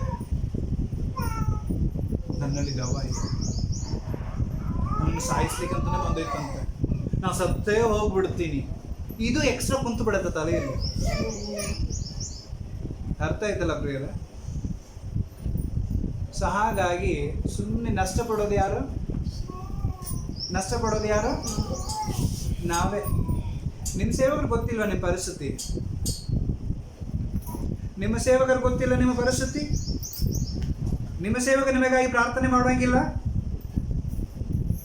ಆಮೇಲೆ ನಿಮ್ಮ ಸೇವಕ ನಿಮ್ಮನ್ನು ಎಚ್ಚರಿಸಲಿಲ್ಲ? ವಾಕ್ಯದಲ್ಲಿ ಎಷ್ಟೋ ಸಾರಿ ದೇವರು ಏನ್ ಮಾಡಲಿಲ್ಲ? ವಾಕ್ಯದ ಮುಖಾಂತರವಾಗಿ ಮಾತಾಡಲಿಲ್ಲ, ತೋರಿಸಿದ್ರಷ್ಟೇ ದೆವ್ವ ಇದಂತ ನಂಬುವರ? ಆಮೇಲೆ ಸೊ ದೇವರು ಮಾತಾಡುವಾಗ ವಾಕ್ಯಗಳನ್ನ ಏನ್ ಮಾಡಬೇಕು? ತಿಳಿದುಕೊಳ್ಳಬೇಕು. ಸೈತಾನ್ ಏನ್ ಕೊಡಬೇಡ್ರಿ, ಸೈತಾನ್ ಮಾತಾಡ್ಲಿಕ್ಕೆ ಏನ್ ಕೊಡಬಾರದು. ಹವ್ವಳು ಮಾತಾಡ್ಲಿಕ್ಕೆ ಅವಕಾಶ ಕೊಟ್ಲು, ಹಂಗಾಗಿ ಅವ್ರು ಏನಾದ್ರು ಶಾಪಕ್ಕೆ ಗುರಿಯಾದ್ರು. ಹೌದಾ ಇಲ್ವಾ? ಅವ ನಮ್ಮಯ್ಯಾಗ ಬಂದು ನಮ್ಮ ಹತ್ರನೇ ಕೂತ್ಕೊಂಡು ನಮ್ಮ ವಿಷಯಗಳನ್ನು ತಿಳಿದುಕೊಂಡು ನಮಗೆ ಕೇಳು ಮಾಡುವ ಸೈತಾನ. ಅವನ ಕೆಲಸ ಅದು, ಅವನ ಡ್ಯೂಟಿ ಅದು. ಫಸ್ಟ್ ಆಫ್ ಆಲ್ ಅವನಿಗೆ ಏನೇನು ಗೊತ್ತಿಲ್ರಿ. ನಮ್ಮನ್ನು ನೋಡ್ತಾನೆ, ನಾವು ಎಷ್ಟು ವೀಕ್ ಇದೀವಿ ಅಂತ ನೋಡ್ತಾನೆ. ನಾವು ವೀಕ್ ಆಗಿದ್ರೆ ಅವನೇನು ಮಾಡ್ತಾನೆ? ಇದೇ ಕರೆಕ್ಟ್, ಇದೇ ನನಗೆ ಪರ್ಫೆಕ್ಟ್, ಹಿಂಗೆ ಹೋಗ್ತೇನೆ ಅಂತ ಬರ್ತಾನೆ. ಅದರಲ್ಲಿ ಬಂದ ಮೇಲೆ ಏನು ಗೊತ್ತಾಗೋದಿಲ್ಲ ಅವನಿಗೆ, ಏನು ಮಾಡ್ಬೇಕಂದ್ರೆ ಗೊತ್ತಾಗೋದಿಲ್ಲ. ಹಗೂರ ಏನು ಮಾಡ್ತಾನೆ? ಅವನ ಒಳಗಿರೋದನ್ನ ಸ್ವಲ್ಪ ಬಿಸಿ ಮುಟ್ಟಿ ಎಬ್ಬಿಸ್ಲಿಕ್ಕೆ ಯಾರ ಇದಾರ ಅಂತ ಕಾಯ್ತಾ ಇರ್ತಾನೆ. ಆವಾಗ ಅವನೊಂದು ಬಕ್ರ ಸೇವಕ ಬರ್ತಾನೆ. ಅವನಿಗೆ ಆದಾಯ ಬೇಕು, ಅವನ ತೋರಿಕೆಗೆ ಬೇಕು, ಅವನಿಗೆ ಹೆಸರು ಬೇಕು, ಅವನು ಬರ್ತಾನೆ. ಅವನ ಮುಂದೆ ಏನು ಮಾಡ್ತಾನೆ? ಏಯ್ ದೇವ ಅಂತ ಹೇಳಿದ ತಕ್ಷಣ ಇವನೇ ಕರೆಕ್ಟ್, ಇವನ ಮುಂದೆ ಎಲ್ಲ ಬಿಡಿಸಿ ಮಾತಾಡಬೇಕು, ಎಲ್ಲ ತಿಳಿದುಕೊಳ್ಬೇಕು. ಅಲ್ಲಿ ತನಗೆ ಏನು ಗೊತ್ತಿರೋದಿಲ್ಲ, ಮಾತಾಡಿಸಿದ ಮೇಲೆ ಎಲ್ಲ ಗೊತ್ತಾಗುತ್ತೆ. ಆಮೇಲೆ ಲೇಲುಯ್ಯ. ಸೊ ಅದಕ್ಕೆ ನಂಬಿದವರ ಕಡೆ ಎಲ್ಲ ಹೋಗ್ಬಿಡಬೇಡ. ಸೇವಕರಂತ ಯಾಕಂದ್ರೆ ಪೌಲನು ಹೇಳಿದಾನೆ, ಎಚ್ಚರವಾಗಿರು. ನಾನು ಹೇಳಿದ ಉಪದೇಶವಲ್ಲದೆ ಬೇರೆ ಉಪದೇಶವನ್ನ ವಂಚನೆ ಮಾತುಗಳಿಂದಲೂ ವಶೀಕರಣವಾದ ಮಾತುಗಳಿಂದಲೂ ಬೋಧಿಸ್ಲಿಕ್ಕೆ ಬರ್ತಾರಂತೆ. ಅಂಥವ್ರ ಹತ್ರ ಹೆಂಗಿರ್ಬೇಕು? ನೀವು ಎಚ್ಚರವಾಗಿರ್ಬೇಕು. ಆಮೇಲೆ ಯಾಕಂದ್ರೆ ನಮ್ಮಲ್ಲಿ ಕೆಲವೊಂದು ವೀಕ್ನೆಸ್ ಇರುತ್ತೆ. ನಮ್ಮ ಭಾಷೆಯಲ್ಲಿ ಮಾತಾಡಿದ್ರೆ ನಮಗೆ ಸ್ವಲ್ಪ ಜಾಸ್ತಿ ಅಟ್ರಾಕ್ಷನ್ ಜಾಸ್ತಿ. ಹೌದಾ ಇಲ್ವಾ? ಭಾಷೆ ಹೆಮ್ಮೆ ಜಾಸ್ತಿ ಇರುತ್ತೆ. ನಮ್ಮೊಂದು ಪಾಸ್ಟರ್ ಆಗಿದೆ, ನಮ್ಮಂದಿ ಪಾಸ್ಟರ್ ತುಂಬ ಸೂಪರಾಗಿ ಮಾತಾಡ್ತಾರೆ, ದೊಡ್ಡ ಚರ್ಚ್ ಕಟ್ಟಿದ, ನಮಗೂ ಚರ್ಚ್ ಕಟ್ಟಿ ಕೊಡ್ತಾನೆ. ಆಮೇಲೆ ವಂಚನೆಯ ಮಾತುಗಳು ಪ್ರಿಯರೇ, ವಂಚನೆಯ ಮಾತುಗಳು. ನೀವು ಚೆನ್ನಾಗಿದ್ದೀರಿ, ಈಗಾಗಲೇ ಸೂಪರ್ ಆಗಿದ್ದೀರಿ, ದೇವರ ವಾಕ್ಯ ಅರ್ಥ ಆಗ್ತಾ ಇದೆ, ದೇವರು ನಮ್ಮನ್ನು ರಕ್ಷಣೆ ಮಾಡ್ತಾ ಇದ್ದಾರೆ, ದೇವರು ನಮ್ಮನ್ನು ನಡೆಸ್ತಾ ಇದ್ದಾರೆ. ಅದನ್ನು ನೀವು ಯಾವಾಗ ಈ ಬೋಧನೆಗಳನ್ನು ಬಿಟ್ಟು ಬೇರೆ ಬೇರೆ ಬೋಧನೆಗೆ ಹೋಗ್ತೀರಿ ನೋಡ್ರಿ, ಆಗ ಸೈತಾನನ್ನು ನಿಮ್ಮನ್ನು ಕ್ಯಾಚ್ ಮಾಡುವಂಥವನಾಗಿದ್ದಾನೆ. ಒಂದು ವೇಳೆ ನೀವು ಬೇರೆ ಕಡೆ ಹೋಗಿರಿ, ಅಲ್ಲಿ ಸಭೆಗೆ ಹೋಗ್ರಿ, ಆದರೆ ಸೇವಕರಿಗೆ ಅಡಿಕ್ಟ್ ಆಗಬೇಡ್ರಿ. ಸಭೆಗೆ ಹೋಗ್ರಿ, ಸಭೆ ಬೇಕು, ನಮಗೆ ವಾಕ್ಯ ಬೇಕು ಅಂತ ಹೇಳ್ಬೇಡಿ. ಎಲ್ಲ ಸೇವಕರ ಮುಂದೆ ಎಲ್ಲ ವಿಷಯಗಳನ್ನು ಏನು ಮಾಡಬೇಡ್ರಿ, ನೀವು ಹಂಚಿಕೊಳ್ಳಬೇಡ್ರಿ. ಸೈತಾನನಿಗೆ ನಾವು ಏನು ಕೊಡ್ತೀವಿ? ಅವಕಾಶ ಕೊಡ್ತೇವೆ. ಲೇಲೂಯ. ಯಾಕಂದ್ರೆ ಇಷ್ಟು ವರ್ಷ ಜೋಪಾನ ಮಾಡಿ ಪ್ರಾರ್ಥನೆಯಲ್ಲಿ ಬಂಧಿಸ್ಕೊಂಡು ಬಂದಿರ್ತೀವಿ, ಅವ್ರು ಹೋಗಿ ಬಿಚ್ಚಿಬಿಡ್ತಾರೆ. ನಾವಿಲ್ಲಿ ಗಟ್ಟಿ ಹಾಕಿರ್ತೀವಿ, ಅರ್ಥ ಆಯ್ತಲ್ಲ? ನಾವೇನ್ ಮಾಡಿರ್ತೀವಿ, ಇಲ್ಲಿ ಕಟ್ಟಿ ಹಾಕಿರ್ತೀವಿ ಪ್ರಾರ್ಥನೆಯಲ್ಲಿ. ಇವರು ಬೇರೆ ಸೇವಕರು ಹೋಗುವ ಅವ್ರು ಏನ್ ಮಾಡ್ಬಿಡ್ತಾರೆ? ಅದನ್ನ ಬಿಚ್ಚಿಬಿಡ್ತಾರೆ. ಕಟ್ಟೋದು ಮುಖ್ಯನಾ, ಬಿಚ್ಚೋದು ಮುಖ್ಯನಾ? ಅಲ್ಲೆಲ್ಲೂಯ್ಯ. ಕಟ್ಟಿ ಹಾಕಿದನ್ನು ಹೋಗಿ ಎಲ್ಲೋ ಹೋಗಿ ಬಿಚ್ಚಿಕೊಂಡು ಪ್ರಾಣ ನಷ್ಟ ಆದ ಮೇಲೆ ಗೋಲಾಡಿದ್ರು ಪ್ರಯೋಜನ ಇಲ್ಲ. ನಿಮಗೆ ಇದಕ್ಕೂ ಮೇಲೆ ಅರ್ಥವಾಗಿ ಹೇಳ್ಬೇಕಂದ್ರೆ ತುಂಬ ಕಷ್ಟ. ಆಮೇಲೆ ಸೊ ಆದ ಕಾರಣ ನಮ್ಮ ಬಾಯಿಗೆ ಏನು ಮಾಡಬೇಕು? ನಾವು ಕಡಿವಾಳವನ್ನು ಹಾಕಿಕೊಳ್ಳಬೇಕು. ಬಾಯಿ ಎಲ್ಲದಕ್ಕೂ ಕಾರಣ. ಆರಂಭದಿಂದ ಆದಾಮ ಅವಳನ್ನ ಕಾಲದಿಂದ ಇಲ್ಲಿವರೆಗೆ ಮೂಲ ಕಾರಣವಾಗಿರುವ ನಮ್ಮ ಪಾಪಕ್ಕೆ, ನಮ್ಮ ಶಾಪಕ್ಕೆ ಕಾರಣವಾಗಿರೋದು ಯಾವುದದು? ಬಾಯಿ. ಸೊ ಈ ಬಾಯಿನ ಏನು ಮಾಡ್ರಿ ನೀವು? ಬಿಗಿ ಹಿಡಿರಿ, ಕಂಟ್ರೋಲ್ ಮಾಡಿ. ಎಲ್ಲರೂ ನಂಬಿ ಎಲ್ಲವನ್ನು ಮಾತಾಡಬೇಕಂತ ಅವಶ್ಯಕತೆ ಇಲ್ಲ. ನಿಮ್ಮ ವಿಷಯ ದೇವರಿಗೆ ಗೊತ್ತು, ದೇವರಿಗೆ ನೀವು ಯಾರಂತ ಗೊತ್ತು. ನಿಮ್ಮ ಪ್ರಾರ್ಥನೆ ದೇವರು ಕೇಳಲಿಕ್ಕೆ ರೆಡಿಯಾಗಿದ್ದಾನೆ. ಇನ್ನೊಬ್ಬ ಮೀಡಿಯೇಟರ್ ಬೇಕಾಗಿಲ್ಲ. ಯೇಸು ಸ್ವಾಮಿ ಬರೋದಕ್ಕಿಂತ ಮುಂಚಿತವಾಗಿದ್ರು ಯಾರು? ಮೀಡಿಯೇಟರ್ಗಳು, ಯಾಜಕರುಗಳು. ಯೇಸು ಸ್ವಾಮಿ ಬಂದ ಮೇಲೆ ಆತನ ಹೆಸರಿನಲ್ಲಿ ನಾವು ಕೇಳಲಿಕ್ಕೆ ರೆಡಿ. ಯಾರು ಬೇಕಾದ್ರೆ ಕೇಳ್ಬೋದು, ನೀನು ಕೇಳ್ಬೋದು, ನಾನೇ ಕೇಳ್ಬೋದು. ಹಲ್ಲೆಲೂಯ. ಅರ್ಥ ಆಯ್ತಲ್ಲ? ಸ್ವಲ್ಪ ವಾಕ್ಯ ಜಾನರಾಗಿ ಮಾತಾಡಿದ ತಕ್ಷಣ ಎಲ್ಲರೂ ನಂಬಕ್ಕೆ ಹೋಗ್ಬೇಡ್ರಿ. ಸೈತಾನನು ಕೂಡ ಏನು ಗೊತ್ತಿತ್ತು, ಆಮೇಲೆ ಯೇಸು ಸ್ವಾಮಿ ಹತ್ರ ಅವನೇ ಏನು ಮಾಡಿದ, ವಾಕ್ಯದಲ್ಲಿ ಮಾತಾಡಿದ. ನಾವೇನು ಮಾಡಿಬಿಡ್ತೀವಿ, ಅಪ್ಪ ಎಂಥ ಮಾತಾಡ್ತಾರ್ರಿ, ಎಂಥ ಸೂಪರ್, ನಮಗೆ ಗೊತ್ತಿಲ್ಲ ನೋಡ್ರಿ ಇಷ್ಟು ವಾಕ್ಯ ಇರ್ತಂತೇಳಿ ಅಂತೇಳಿ ನಮ್ಮ ಮನಸ್ಸೆಲ್ಲ ಅವ್ರ ಮೇಲೆ ಹಾಕೊಂಡು ಹೋಗ್ತಾ ಇರ್ತೀವಿ. ಮನುಷ್ಯನ ನಂಬಿ ಹಿಂಬಾಲಿಸಬೇಡ. ನಾನೇ ಮಾತಾಡಿದನು ಮನೇಲಿ ಹೋಗಿ ನೀವು ಮತ್ತೆ ಏನು ಮಾಡ್ರಿ, ವಾಕ್ಯ ತೊಗೊಂಡು ಹೋದ್ರು. ನಾನೇ ಮಾತಾಡಲಿ, ನಾನು ಮಾತಾಡಿದ್ದು ಕೂಡ ನಿಮ್ಮಲ್ಲಿ ಎಷ್ಟು ಒಂದು ಬದಲಾವಣೆ ಬರುತ್ತಂತೇಳಿ ನೀವು ಹೋಗಿ ಮನೇಲಿ ಏನು ಮಾಡಬೇಕು, ಓದಬೇಕು. ಅದಕ್ಕೆ ನಾನು ಎಷ್ಟೋ ಸಾರಿ ಹೇಳೋದು, ಸಭೆಗೆ ಬರುವಾಗ ಸತ್ಯವೇದ ಇರಲಿ, ಅದರ ಜೊತೆಗೆ ಒಂದು ನೋಟ್ ಇರಲಿ, ಅದರ ಜೊತೆಗೆ ಒಂದು ಪೆನ್ ಇರಲಿ ಅಂತ. ಯಾಕೆಂದರೆ ನಾನು ಹೇಳಿದೆಲ್ಲ ಏನು ಮಾಡ್ಕೋಬೇಕು, ನೀವು ಬರ್ಕೊಂಡ್ರೆ ನಿಮಗೂ ಪ್ರಯೋಜನವಾಗಿರುತ್ತೆ. ನೀವು ಮತ್ತೆ ಹೋಗಿ ಮನೆಯಲ್ಲಿ ಮೆಳಕು ಹಾಕ್ಬೋದು. ಅರ್ಥ ಆಯ್ತಲ್ಲ? ಆಡು ಕುರಿ ದನ ಎಲ್ಲ ಏನು ಮಾಡುತ್ತಾರೆ, ಸಿಕ್ಕಿದಾಗ ತೊಗೊಂಡ್ಬಿಡ್ತಾವ. ಆಮೇಲೆ ಆರಾಮಾದ ವಿಶ್ರಾಂತಿ ಸ್ಥಳದಲ್ಲಿ ಹೋಗಿ ಕುತ್ಕೊಂಡು ತೊಗೊಂಡಿದ್ರೆ ಮತ್ತೆ ಹೊರಗೆ ಹಾಕಿ ಏನು ಮಾಡ್ತಾರಂತೆ, ಮೆಳಕಾಗ್ತಾ ಇರ್ತಾರೆ. ಆಮೇಲೆ ದೇವರ ವಿಶ್ವಾಸಿಗಳಾಗಿರುವಂಥ ಕುರಿಗಳಾಗಿರುವಂಥ ನಾವುಗಳು ಹಂಗೆ ಮಾಡಬೇಕು. ಇಲ್ಲಿ ನಮಗೆ ಕೇವಲ ಒಂದು ತಾಸು, ಮುಕ್ಕಾಲು ತಾಸು, ಅರ್ಧ ಗಂಟೆ ವಾಕ್ಯ ಸಿಗುತ್ತೆ. ಎಲ್ಲ ಅರ್ಥ ಆಗ್ಲಿಕ್ಕೆ ಸ್ವಲ್ಪ ಸಮಯ ಬೇಕು. ಅಂದಮೇಲೆ ವಾಕ್ಯ ಎಲ್ಲ ತೊಗೊಂಡ್ಬಿಡ್ಬೇಕು, ಅಂದರೆ ಬರ್ಕೊಂಡು ಹೋಗ್ಬಿಡ್ಬೇಕು.